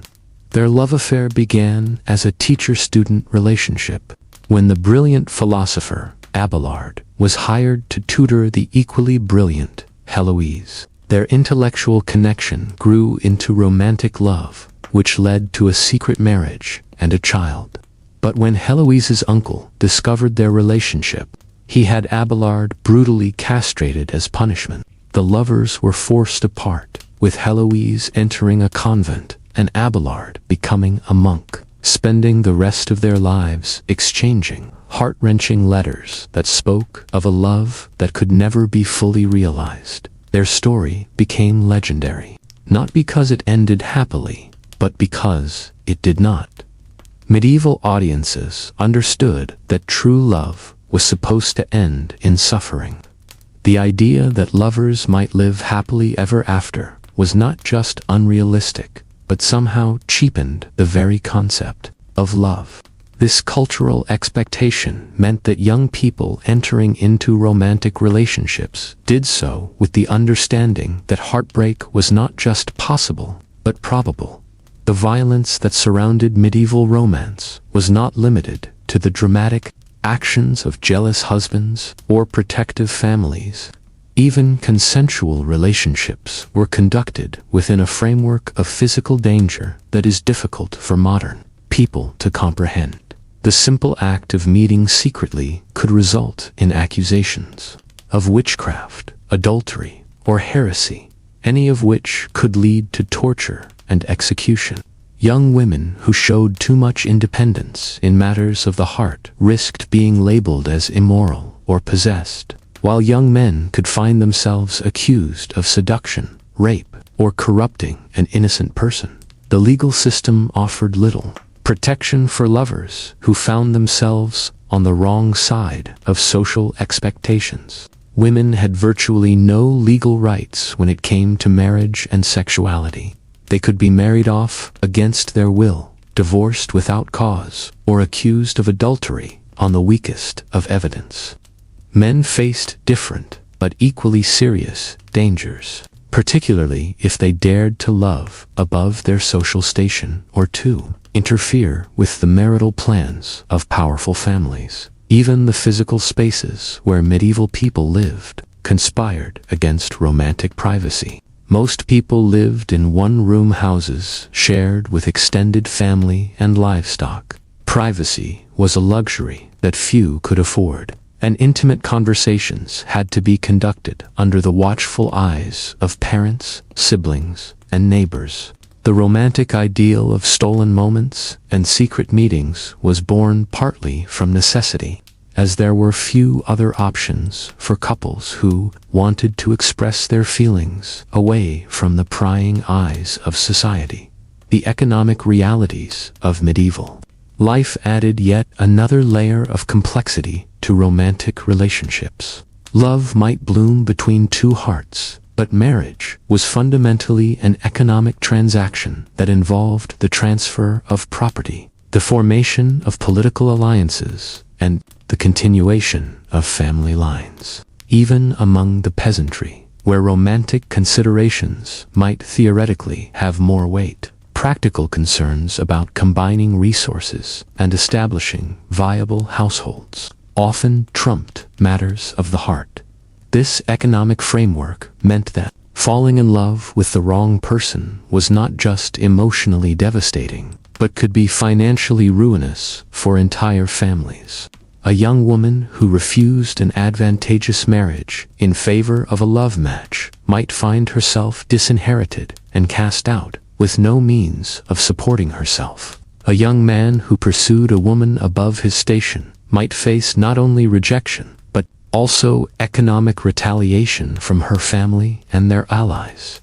The seasonal rhythms of medieval life also imposed constraints on romance that are difficult for modern people to understand.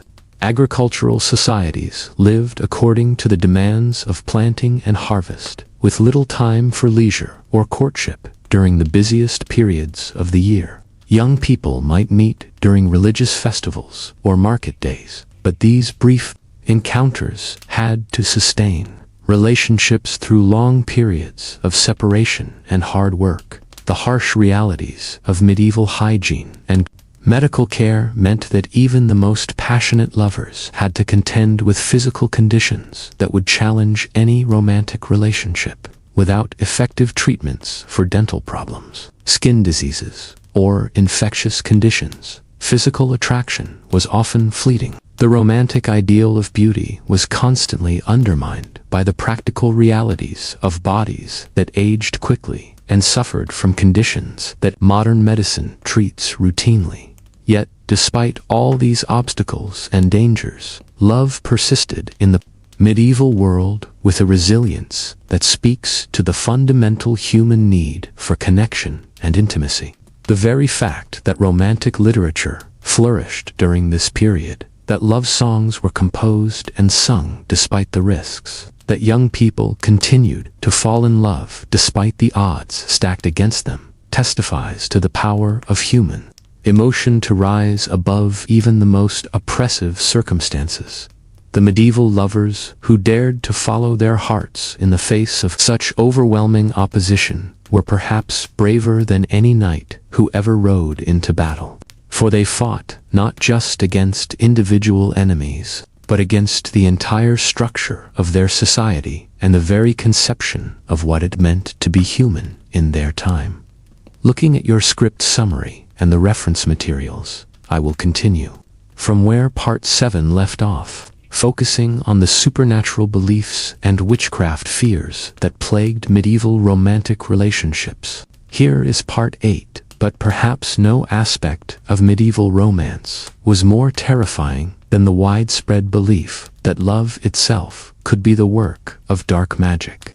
In a world where the supernatural hid behind every shadow, where devils whispered temptations and witches brewed potions in moonlit forests, when a nobleman suddenly became obsessed with a serving girl, or when a merchant's wife abandoned her family for a traveling singer, the explanation was clear to everyone who saw it. Witchcraft was at work. Love potions, enchanted charms, and pacts with demons were believed to be the true causes of romantic passion, not the natural feelings of the human heart. Women took the blame for these accusations. Any woman who had unusual beauty, healing knowledge, or simply the bad luck to inspire intense desire was at risk of being called a witch. The very qualities that made someone attractive, intelligence, independence, a way with herbs or animals, were the exact traits that medieval society connected with evil supernatural powers.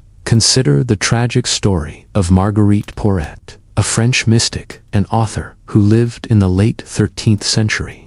Marguerite wrote passionate, spiritual books about divine love, describing her soul's connection with God in language so intense and sensual that it shocked the church authorities. Her crime was not heresy in the traditional sense, but the dangerous act of a woman speaking. When Marguerite refused to be silenced, refusing to admit that her understanding of divine love was somehow corrupt or demonic, she was burned at the stake in Paris in 1310. Her books were ordered to be destroyed, though copies survived in secret. passed down by those who saw the genuine spirituality in her words, rather than the supposed witchcraft her accusers claimed to see. But Marguerite's fate was far from unique. Across medieval Europe, women who dared to speak of love, to practice healing arts, or to live independently faced similar accusations. The very act of inspiring desire in men was often seen as proof of supernatural manipulation. If a married man left his wife for another woman, the blame fell not on the man's choices, but on the supposed sorceress who had trapped him with her dark arts. The fear of love magic spread through every level of society. Noble families hired priests to bless their marriages and ward off enchantments. Merchants carried protective charms to guard against the seductive spells of foreign women in distant ports. Even peasants whispered prayers over their children's cradles, begging God to protect them from the evil eye of jealous neighbors, who might curse them to lives of loneliness or destructive passion. This paranoia created a culture where genuine affection was constantly questioned and analyzed for signs of supernatural influence. Was a sudden attraction natural, or the result of a love filter slipped into wine? Did a woman's beauty come from God, or from a pact with Satan? These questions tortured medieval minds, turning what should have been joyful experiences into sources of terror and suspicion. The Church actively encouraged these fears. Priests taught their congregations that excessive passion was inherently sinful and likely demonic in origin. They warned that Satan used beautiful women as his primary weapons against righteous men, and that lust was the devil's favorite tool for claiming souls. Love that burned too brightly, that defied social conventions or family arrangements, was automatically suspect. Asterisk. Medical texts of the era, influenced by both classical learning and Christian theology, described romantic love as a form of madness. They saw it as a disease that clouded judgment and led to spiritual ruin. Physicians prescribed bloodletting, fasting, and prayer to cure those suffering from what they called amor heroes, the sickness of excessive love. The symptoms they described, sleeplessness, loss of appetite, obsessive thoughts, were indeed real. But their understanding of the cause was filtered through a worldview that saw demonic influence in every strong emotion. This medical of love served to further stigmatize romantic passion, particularly for women. A woman who displayed too much desire, who seemed to enjoy physical intimacy, or who actively pursued a romantic relationship was likely to be diagnosed as either possessed by demons or practicing witchcraft herself. The cure often involved exorcism, public penance, or, in extreme cases, accusations of heresy that could lead to execution. The fear of love magic also created a thriving underground economy of supposed protection and counterspell. Wise women, despite the risks they faced, sold charms and potions to ward off unwanted romantic attention, or to break perceived enchantments. Priests offered special masses and blessings for those who believed themselves bewitched by love. Ironically, the very people society turned to for protection from love magic were often the same individuals who would later be accused of practicing it. Young people growing up in this atmosphere learned to fear their own emotions. Natural sexual development was viewed through the lens of spiritual warfare, with parents and religious authorities constantly watching for signs that their children had fallen under malevolent influence. The awakening of romantic feelings, instead of being celebrated as a natural part of human development, became a source of shame and terror. The legal system reflected and reinforced these supernatural fears. Courts regularly heard cases involving accusations of love magic, with testimony often consisting of nothing more than the claim that someone had fallen in love inappropriately. The burden of proof was impossibly low.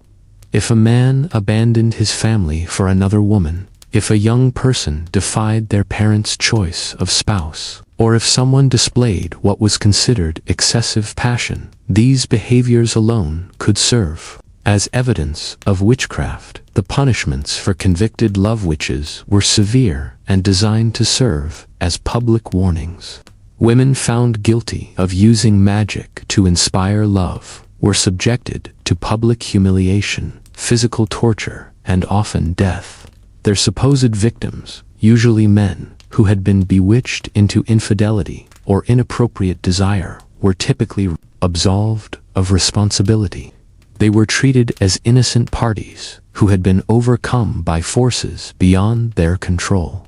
This system created a perfect mechanism for men to escape accountability for their romantic choices, while simultaneously providing society with scapegoats for the disruptions that passionate love inevitably caused to carefully ordered social arrangements. A nobleman could abandon his arranged marriage for a more attractive partner and claim he had been bewitched, allowing him to pursue his desires while maintaining his social standing and avoiding responsibility for breaking his vows. The impact on women's lives was devastating. Those who were beautiful, intelligent, or independent lived under constant threat of accusation. Many learned to deliberately make themselves less attractive, to hide their knowledge, and to suppress their personalities, in hopes of avoiding suspicion. Others retreated into religious life, seeking protection within convent walls, where their rejection of romantic love could be seen as holy rather than suspicious. But perhaps most tragically, these beliefs poisoned the very experience of love itself. In a world where passionate affection was viewed as evidence of demonic influence, where strong attraction was seen as proof of supernatural manipulation, genuine romantic connection became nearly impossible. Couples who might have found joy and fulfillment in each other's company instead lived in constant fear that their feelings were either sinful or artificial, the product of dark magic rather than natural human emotion. The psychological damage was immense. People learned to distrust their own hearts, to view their deepest emotions as potentially evil or false. The spontaneous joy of new love, the comfort of a long partnership, the excitement of mutual attraction, all were tainted by the constant worry that these feelings might be the devil's work. Love, which should have been a source of happiness and connection, became instead a minefield of spiritual danger and social suspicion. Even successful relationships were shadowed by these fears. Couples who genuinely cared for each other had to constantly prove that their affection was natural and godly, rather than the result of enchantment. They were expected to demonstrate appropriate restraint, to show that their love served God and society, rather than selfish passion. The simple act of enjoying one's spouse too much could raise suspicions about the supernatural nature of the relationship. This created a culture where emotional authenticity was not just discouraged, but actively dangerous. People learned to perform the approved forms of affection while hiding their true feelings, leading to relationships built on fear and pretense rather than genuine connection. The very foundation of romantic love, the honest expression of attraction and care, was undermined by the constant threat of supernatural accusation. The children who grew up in such an environment inherited these fears and suspicions, continuing a cycle where each generation learned to view love through the lens of spiritual warfare. Young people received their first lessons about romance, not through gentle guidance about healthy relationships, but through warnings about the demonic dangers of passion and the need to constantly guard against supernatural seduction. As we delve deeper into the medieval approach to courtship and marriage, we see how these supernatural fears shaped every aspect of romantic life. creating systems of surveillance and control that made genuine love not just difficult, but genuinely dangerous. The next phase of our exploration will reveal how these beliefs translated into the practical realities of medieval courtship, where young people, attempting to find love, faced not only social obstacles, but the very real threat of accusation, persecution, and death. In this world where love itself was suspect, where passion was proof of corruption, and where women who inspired desire faced accusations of witchcraft, the simple human need for connection and affection became a perilous journey through supernatural terrors and social condemnation. It was a system that served power and control far better than it served the human heart, creating a medieval romance that was indeed a nightmare of fear, suspicion, and tragic loss. Part 9. The superstitious terror of medieval romance.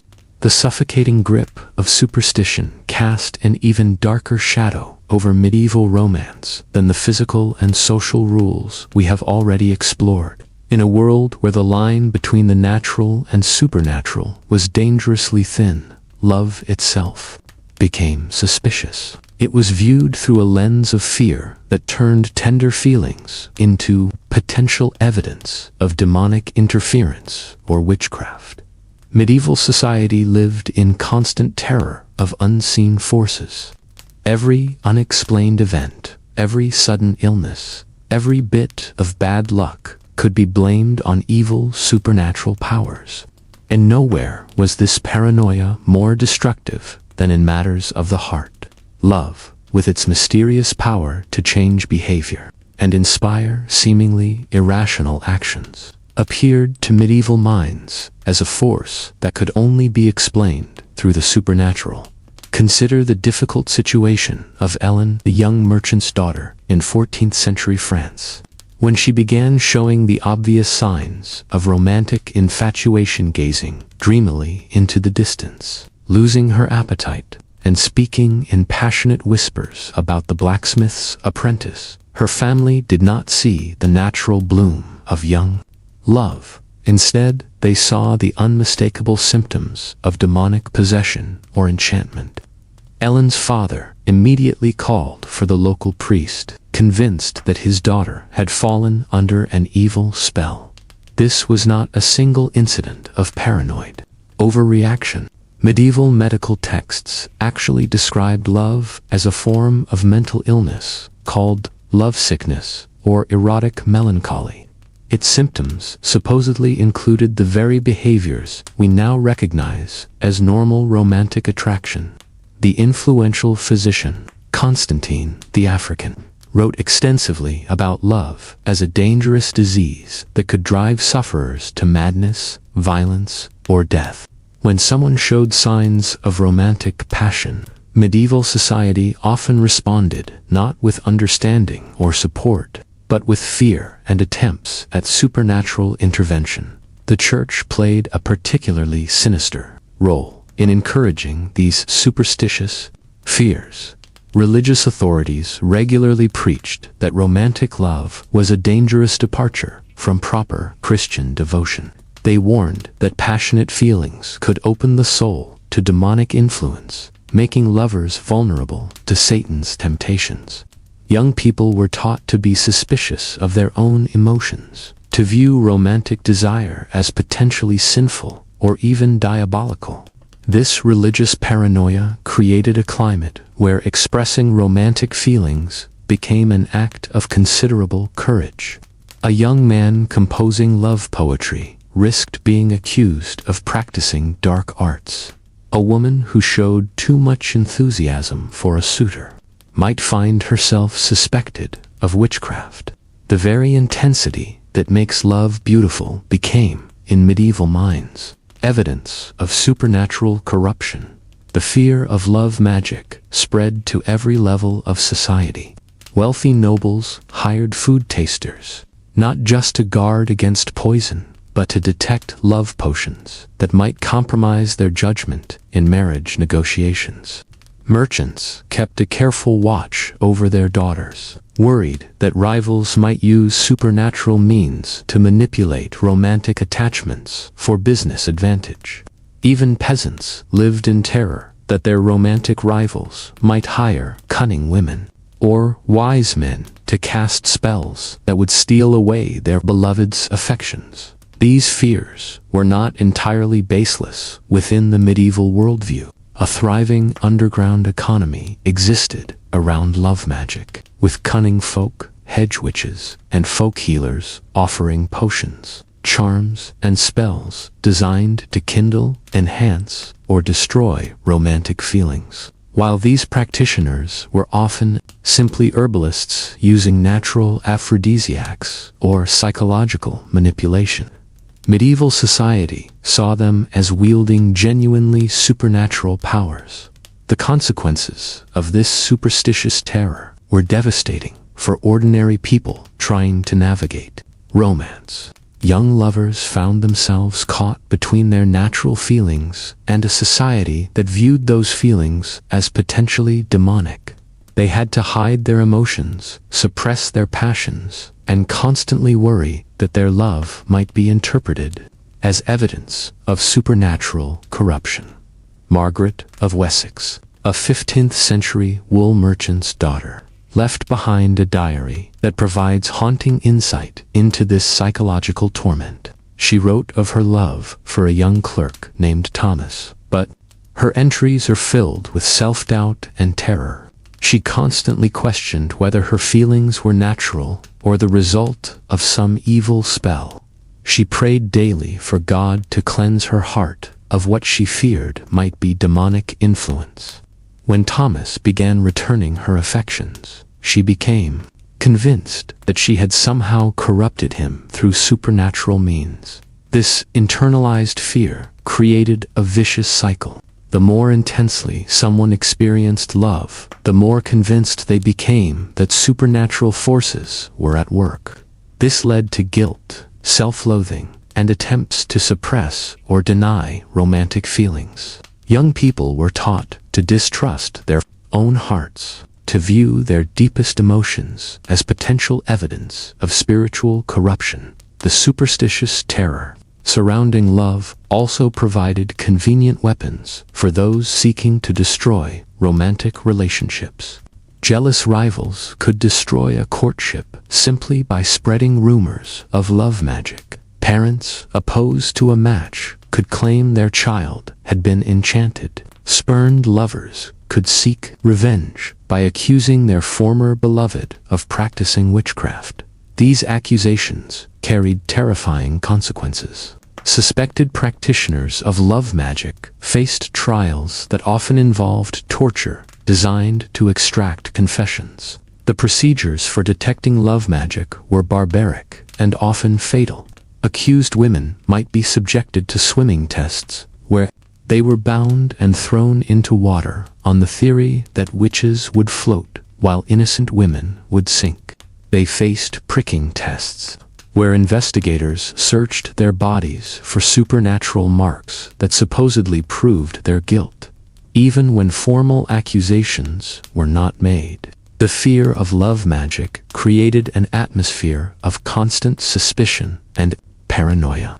Couples had to be extraordinarily careful about how they expressed their feelings, worried that too much passion might be interpreted as evidence of supernatural manipulation. They lived in fear that rejected suitors or jealous rivals might spread rumors that would destroy not just their relationship, but their reputations and possibly their lives.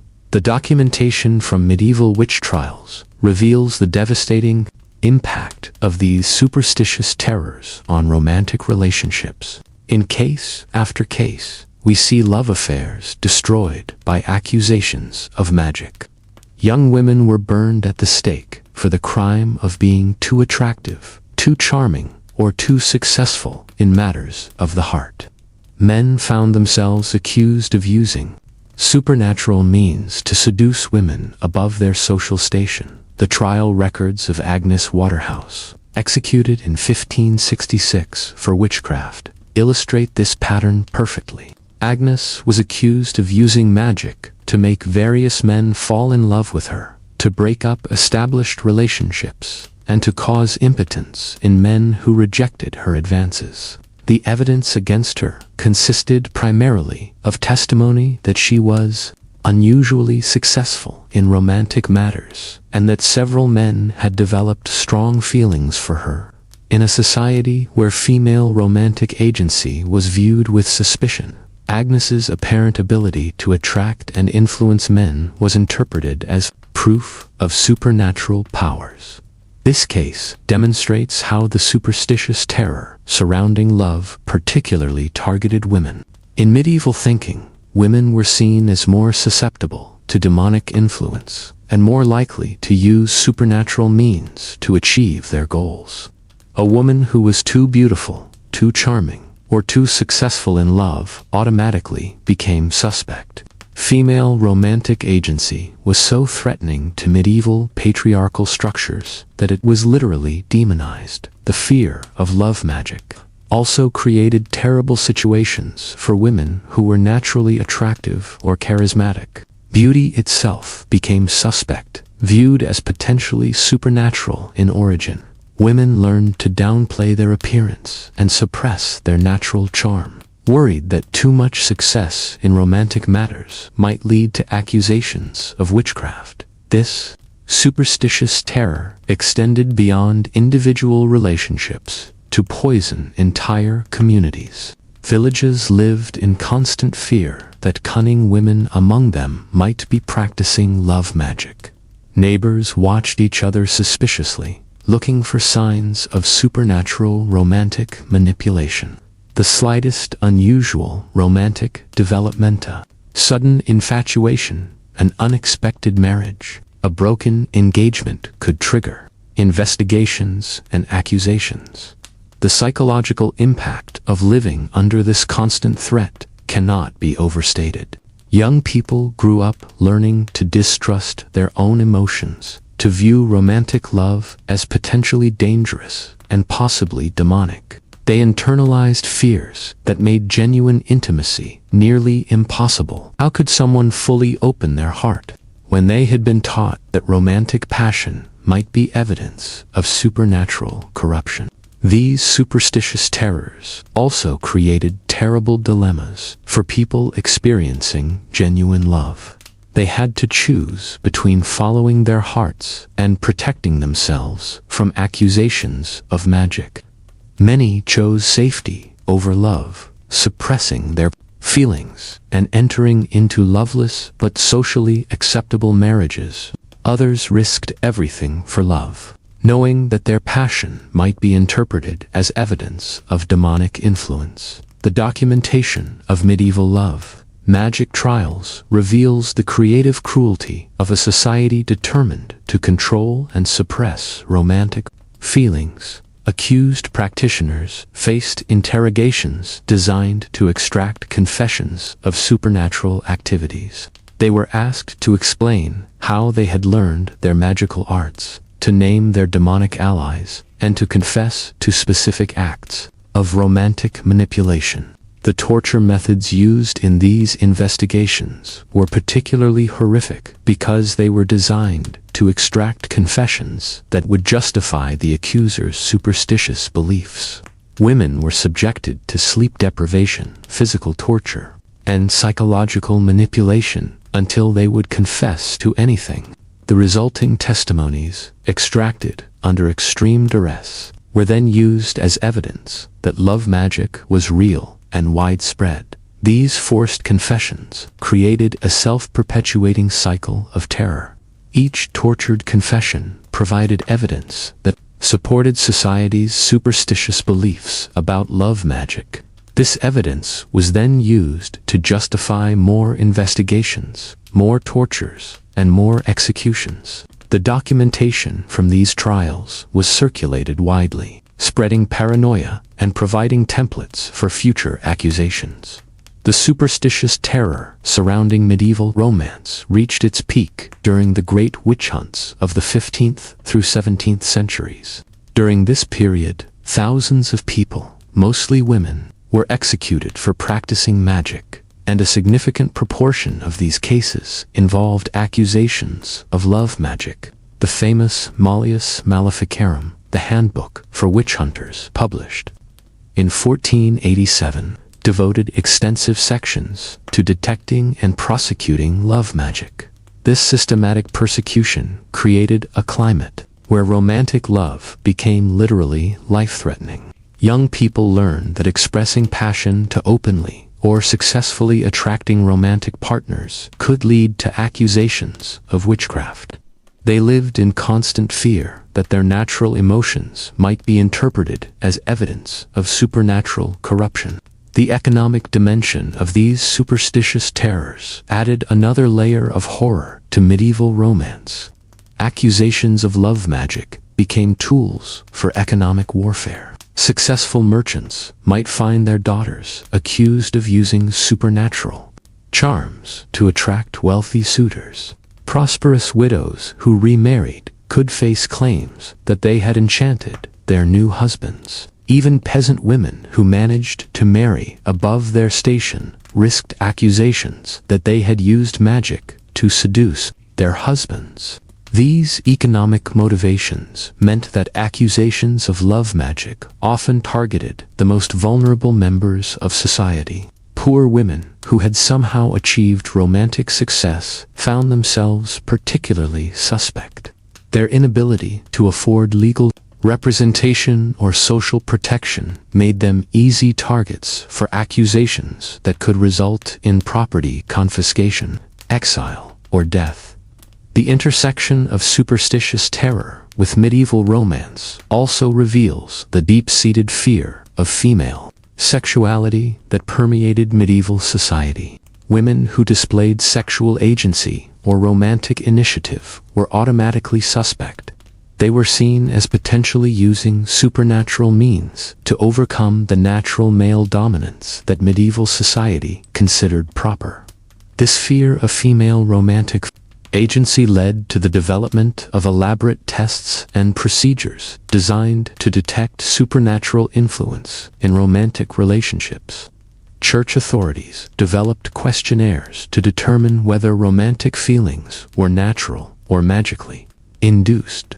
They looked for signs like the sudden onset of passion, intensity of feeling, or romantic success that exceeded what they considered natural for a person's social status or physical attractiveness. The documentation from medieval communities reveals how these superstitious terrors poisoned relationships between neighbors, friends, and family members. People learned to be suspicious of each other's romantic successes. They watched for signs that others might be using supernatural means to achieve romantic goals. Community gatherings became opportunities for surveillance and suspicion rather than celebration and connection. The psychological warfare inherent in these superstitious systems was particularly cruel. Accused individuals faced not just legal consequences, but complete social isolation. Their friends and family members, terrified of being associated with suspected practitioners of magic, would abandon them. Even those who escaped formal prosecution often found their lives destroyed by suspicion and social ostracism. The religious dimensions of medieval superstitious terror created additional layers of psychological torment for people experiencing romantic love. They were taught that their feelings might be sinful, that romantic passion could damn their souls, and that they needed to constantly examine their emotions for signs of demonic influence. This created a form of spiritual torture where people learned to distrust and fear their own hearts. The medical establishment of medieval Europe contributed to these superstitious terrors by providing seemingly scientific explanations for the supernatural nature of romantic love. Physicians wrote extensively about love as a form of madness caused by supernatural influences. They developed elaborate theories about how demons could manipulate human emotions and prescribed treatments that often involved exorcism or other religious interventions. These medical theories gave scholarly legitimacy to to popular superstitions about love magic. When learned physicians confirmed that romantic passion could be caused by supernatural influences, it became much easier for ordinary people to believe that their neighbors might be practicing love magic. The fusion of medical authority with superstitious belief created a particularly powerful and destructive form of paranoia. The legal systems of medieval Europe developed elaborate procedures for prosecuting love magic, creating bureaucratic machinery for destroying romantic relationships. Courts developed standardized methods for investigating accusations, interrogating suspects, and determining guilt or innocence. These procedures gave the appearance of legal legitimacy to what were essentially exercises in superstitious persecution. The documentation from these legal proceedings reveals the systematic nature of the terror surrounding medieval romance. Accusations followed predictable patterns, investigations used standard techniques, and punishments were carefully calibrated to create maximum deterrent effect. This was not random persecution, but an organized campaign to control and suppress romantic feelings through fear. The international nature of these superstitious terrors meant that people could not escape them by moving to different regions or countries. The fear of love magic spread across medieval Europe, creating a continental climate of romantic paranoia. Trade routes and pilgrimage paths carried not just goods and people, but also superstitious beliefs and persecution techniques. This widespread nature of romantic superstition meant that medieval people lived under a constant cloud of fear that could follow them anywhere. A young couple might flee their home village to escape accusations of love magic, only to find the same suspicions and dangers in their new community. There was literally nowhere in medieval Europe where romantic love was entirely safe from superstitious persecution. As we examine the devastating impact of superstitious terror on medieval romance, we see how fear and paranoia poisoned what should have been humanity's most beautiful and natural experiences. Love, which should bring joy and connection, became a source of terror and danger. Young people learned to suppress their deepest emotions and distrust their own hearts. Communities turned against their own members based on nothing more than successful romantic relationships. The legacy of these medieval superstitious terrors extended far beyond the Middle Ages, creating cultural patterns of sexual shame and romantic fear that persisted for centuries. The idea that passionate love might be supernatural or dangerous, that female romantic agency was inherently suspect, that successful relationships required an explanation beyond natural attraction. These beliefs shaped European culture for generations. Understanding this history helps us appreciate not just how far we have come in accepting romantic love as natural and beautiful, but also how deeply embedded these superstitious fears became in Western culture. The medieval terror of love magic may seem distant and foreign to us now, but its echoes can still be found in modern anxieties about sexuality, romance, and emotional expression. The brave individuals who risked everything for love during these dark centuries, who chose to follow their hearts despite the supernatural terrors surrounding them, represent some of humanity's greatest heroes. They fought not just against social constraints and physical dangers, but against a culture that had literally demonized their deepest emotions. Their courage in the face of such overwhelming fear and persecution stands as a testament to the indomitable power of human love to survive even the darkest and most superstitious of times. Looking at your summary and the reference materials, here is part 10 of the script, continuing from where you left off. As we have seen throughout this exploration of medieval romance, the very foundations of love and courtship were built upon a bedrock of suffering, superstition, and social control. But perhaps no aspect of medieval life demonstrates the true nightmare of dating more starkly than the complete absence of personal agency that defined romantic relationships for the vast majority of people. In our modern world, we take for granted the fundamental right to choose our own partners, to date freely, and to marry for love rather than obligation. But in medieval times, such freedoms were not merely rare. They were actively dangerous. Consider the life of a typical peasant girl named Margaret, living in 14th century England. At the age of 12, Margaret's fate was already sealed. Her father, a struggling serf bound to his lord's estate, had negotiated her betrothal to Thomas, the son of a neighboring farmer. The arrangement had nothing to do with Margaret's wishes or feelings. She had never even spoken to Thomas beyond a few awkward encounters at the village well. Instead, the match was purely transactional. Thomas's family owned a slightly larger plot of land and possessed 2 oxen rather than 1.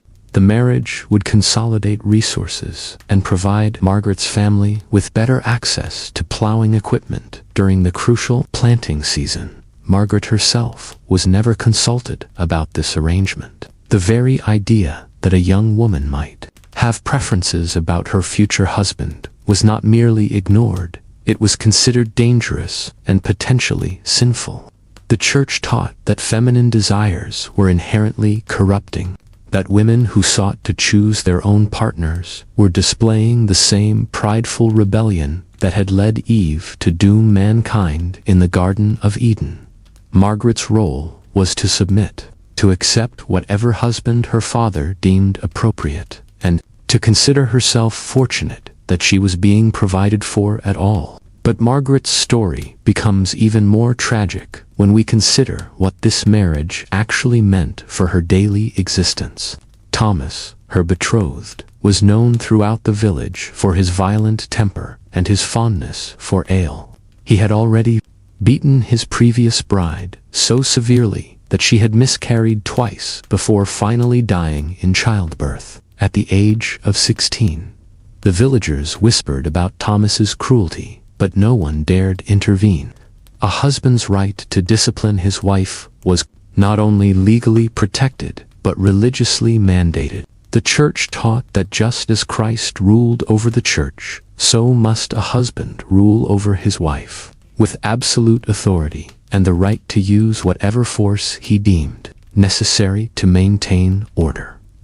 Margaret's wedding day arrived when she turned 14, marked not by joy or celebration, but by a grim sense of inevitability. The ceremony itself was a brief, routine affair, conducted in Latin that Margaret could not understand.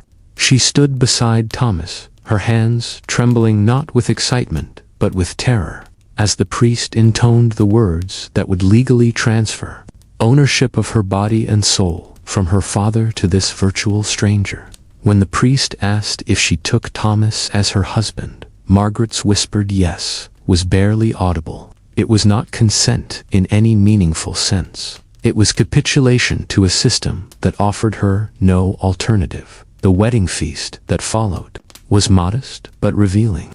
Margaret sat silent and pale, while the men of both families drank heavily and joked crudely about the consummation to come.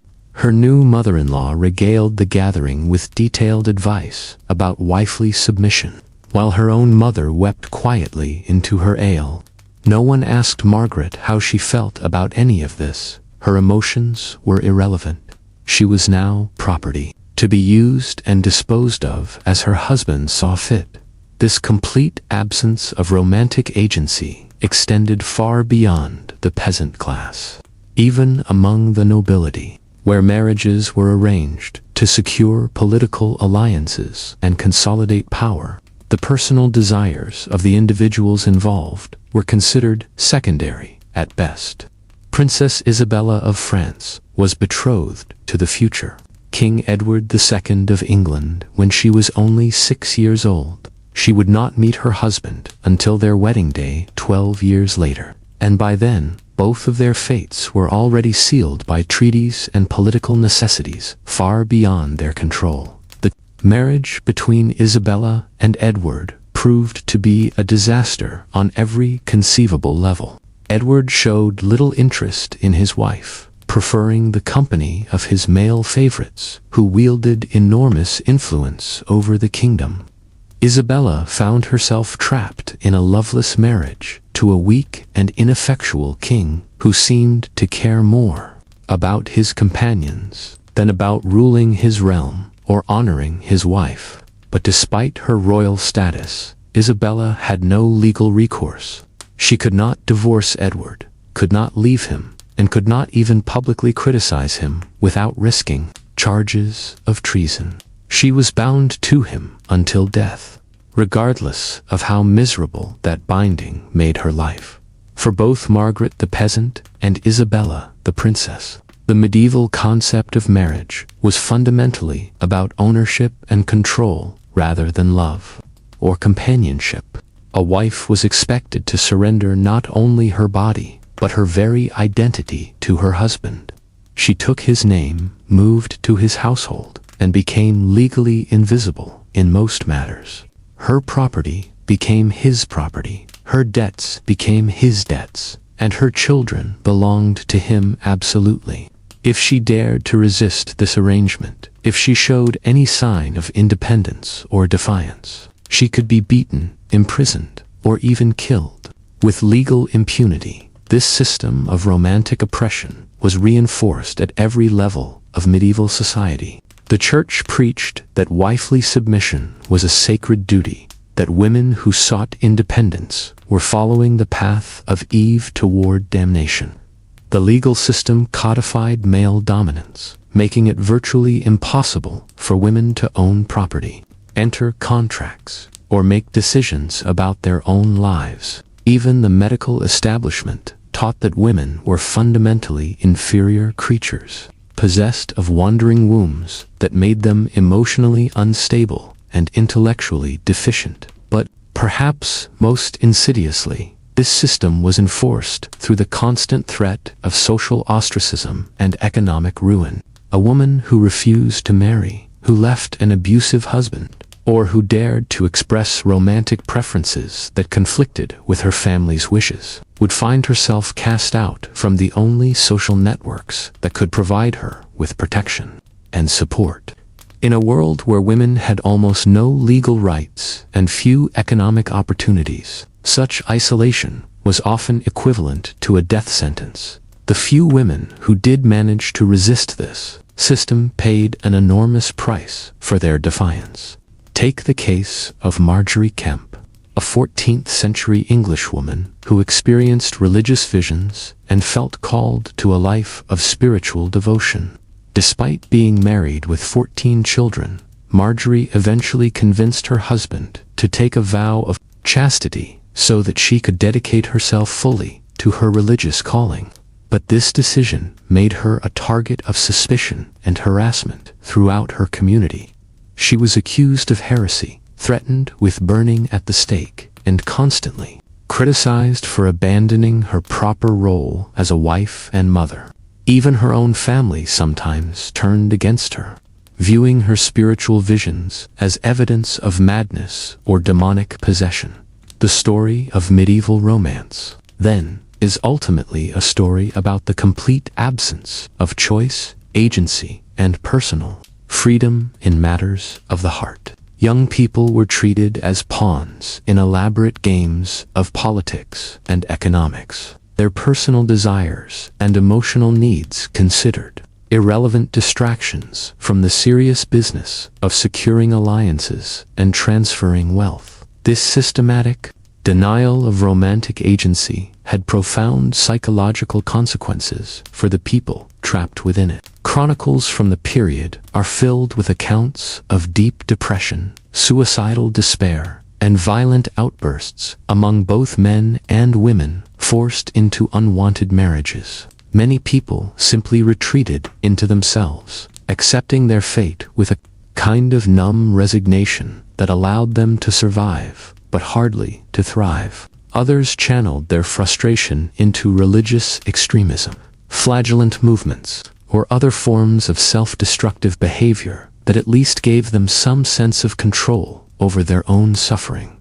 The medieval concept of courtly love, which we explored earlier, can be understood partly as a response to this crushing absence of romantic freedom. By celebrating impossible, unconsummated passion between knights and married ladies, courtly love provided a fantasy escape from the brutal realities of actual medieval marriage. It allowed people to imagine what love might feel like if it were based on choice, mutual attraction, and emotional connection, rather than economic necessity and social obligation. But even this fantasy was tinged with tragedy and doom, reflecting the deep understanding that true romantic freedom was simply impossible within the constraints of medieval society. As we reach the end of our exploration into why dating was a nightmare in medieval times, we must confront the sobering reality that for most people living in that era, what we would recognize as dating simply did not exist.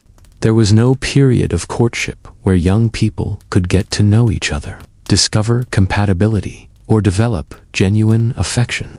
There were no opportunities for private conversation, shared activities, or the gradual building of emotional intimacy that we consider essential to healthy romantic relationships. Instead, there was only the grim machinery of social control, grinding forward with inexorable efficiency to sort people into predetermined roles and relationships that served the needs of the powerful while crushing the spirits of everyone else.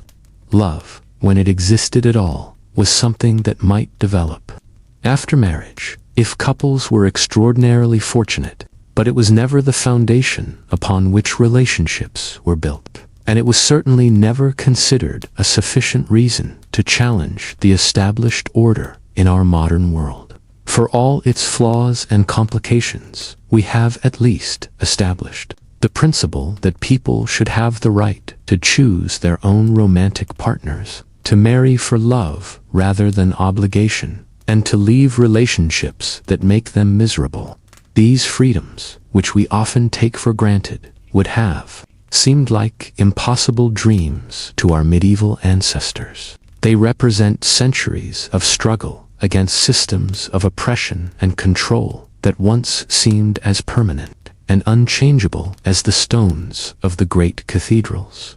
When we complain about the difficulties of modern dating, the awkwardness of first meetings, the challenge of finding compatible partners, the pain of romantic rejection, we should remember Margaret, trembling at her wedding to a man she feared, and Isabella, trapped in a loveless marriage to a king who ignored her. We should remember all the countless individuals whose names history has forgotten, who lived and died without ever experiencing the simple joy of choosing to be with someone who truly cared for them. The nightmare of medieval dating was not just about the practical hardships we have explored throughout this series: the disease, the violence, the superstition, and the social constraints. It was about the fundamental denial of human dignity and agency in matters of the heart.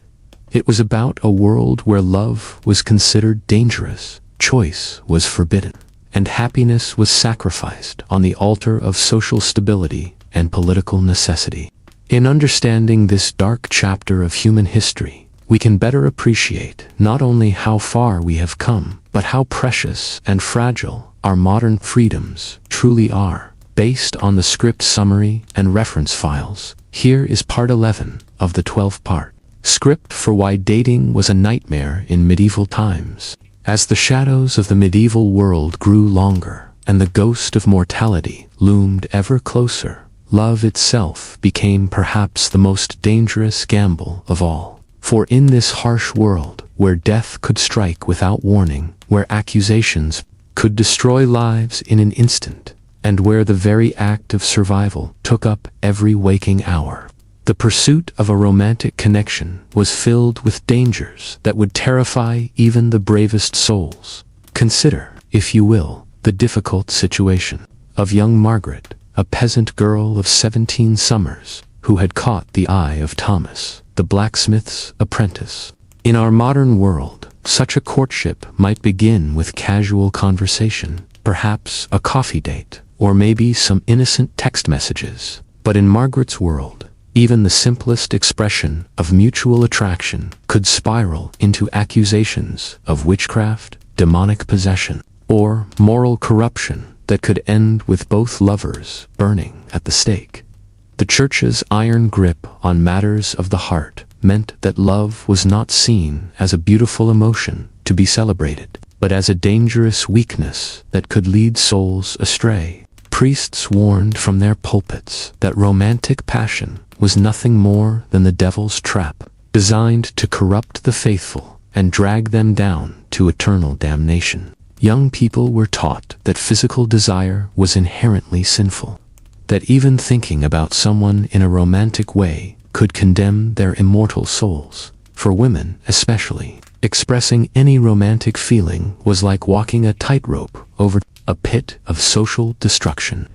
If a young woman showed too much interest in a man, she might be labeled a temptress or a seductress. If she seemed too knowledgeable about matters of love or attraction, whispers would begin that she must be practicing love magic or consorting with supernatural forces.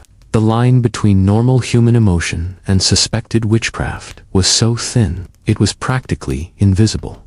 And what about the physical realities of medieval romance? In a world without modern hygiene, without an understanding of disease transmission, and without even the most basic medical knowledge, intimate relationships were literally life-threatening endeavors. Sexually transmitted diseases ran rampant through medieval populations, often leading to painful, lingering deaths that were seen as divine punishment for moral transgression. Women faced the constant terror of pregnancy in an age when childbirth was essentially a coin flip between life and death. The very concept of consent, which we consider fundamental to healthy relationships today, barely existed in medieval legal or social frameworks. Women were considered property, first of their fathers, then of their husbands. A woman's desires, preferences, or feelings about potential romantic partners were not just irrelevant. They were potentially dangerous if they conflicted with the economic or political arrangements made by the men who controlled her life. Even for those fortunate enough to find genuine love within the constraints of their society, the constant threat of separation loomed large. Plagues could sweep through communities, claiming one partner while sparing the other, leaving behind only grief and memories. Economic hardship could force families to make devastating choices about which children to keep fed and which to send away. The emotional toll of such uncertainty was crushing. Imagine trying to build a loving relationship while knowing that at any moment your beloved could be accused of heresy, dragged away by soldiers, struck down by disease, or simply disappear into the vast, dangerous wilderness that lay beyond. Every village, the psychological stress of such a constant threat would be overwhelming by any standard. Yet, medieval people were expected to simply accept this as the natural order of things. For those who did manage to marry, the challenges were far from over. Medieval marriages were business arrangements, first and foremost, designed to consolidate wealth, secure political alliances, or ensure economic survival. Love, if it developed at all, was considered a pleasant bonus rather than the foundation of the relationship. Couples were expected to produce children quickly and frequently, regardless of their emotional connection or physical compatibility. The home itself offered little sanctuary for romantic feeling. Medieval houses were cramped, cold, and utterly lacking in privacy. Extended families, servants, and even livestock often shared the same living spaces. The idea of intimate moments between spouses was largely theoretical when children, in-laws, and farm animals were constant witnesses to every interaction. Romance requires some degree of privacy and comfort, luxuries that were virtually unknown to all but the wealthiest nobles. Even the language of love was constrained by the limited vocabulary and rigid social expectations of the time.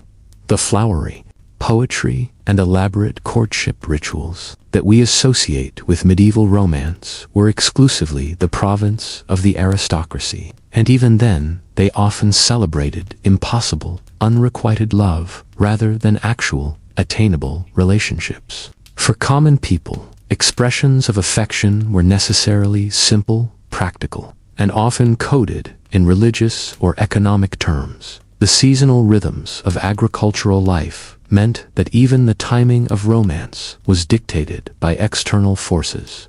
Courtship and marriage were often scheduled around planting and harvest times, with little regard for the emotional readiness or desires of the participants. Young people might find themselves betrothed during busy seasons when they had no time to get to know each other, then expected to consummate their unions during the brief lull between back-breaking periods of farm labor.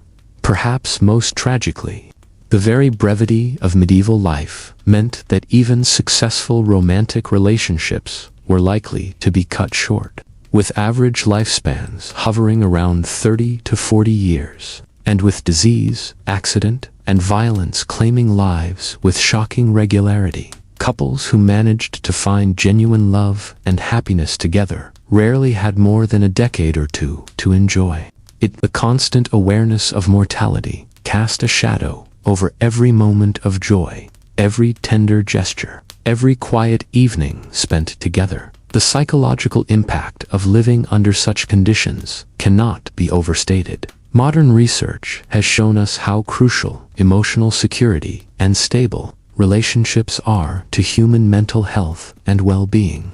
Medieval people denied these fundamental needs by the harsh realities of their world, often developed what we might now recognize as symptoms of chronic stress, depression, and anxiety. Yet, they had no framework for understanding these feelings, no therapeutic interventions, and no social support systems designed to help them cope with the emotional devastation of their circumstances. In this context, it becomes clear why so many medieval accounts of love are tinged with desperation, obsession, and tragedy. When romantic connection is both desperately needed and incredibly dangerous to pursue, when the stakes are literally life and death, when every expression of feeling must be weighed against the possibility of social destruction or eternal damnation, love becomes not a source of joy, but a source of profound anxiety and fear.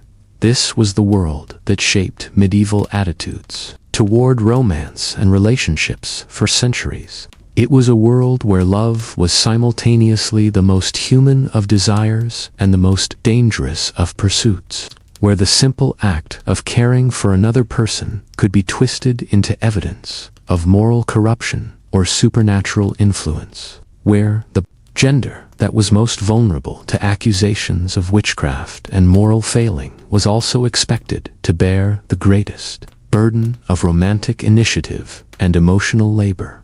The legacy of these medieval attitudes toward love and sexuality would persist long after the Middle Ages ended, shaping Western culture's approach to romance, marriage, and gender relations for centuries to come.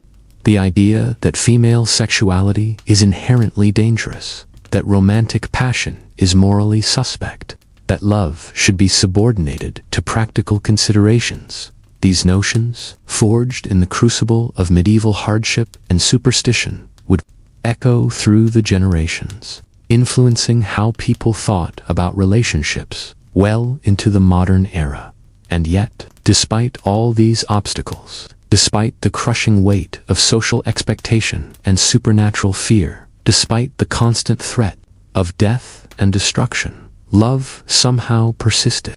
In quiet moments stolen between the grinding demands of survival, in glances exchanged across crowded market squares, in small acts of kindness and protection, medieval people found ways to care for each other, Their love may have been constrained, threatened, and often tragically brief, but it endured nonetheless, a testament to the indomitable nature of human connection, even in the darkest of times. So, we have journeyed through the grim realities of medieval Scotland, where life was indeed a brutal struggle for survival. From the endless cycle of clan warfare and blood feuds to the grinding poverty of the peasantry, from the oppressive power of the church to the devastating plagues that swept the land, it painted a picture of unrelenting hardship.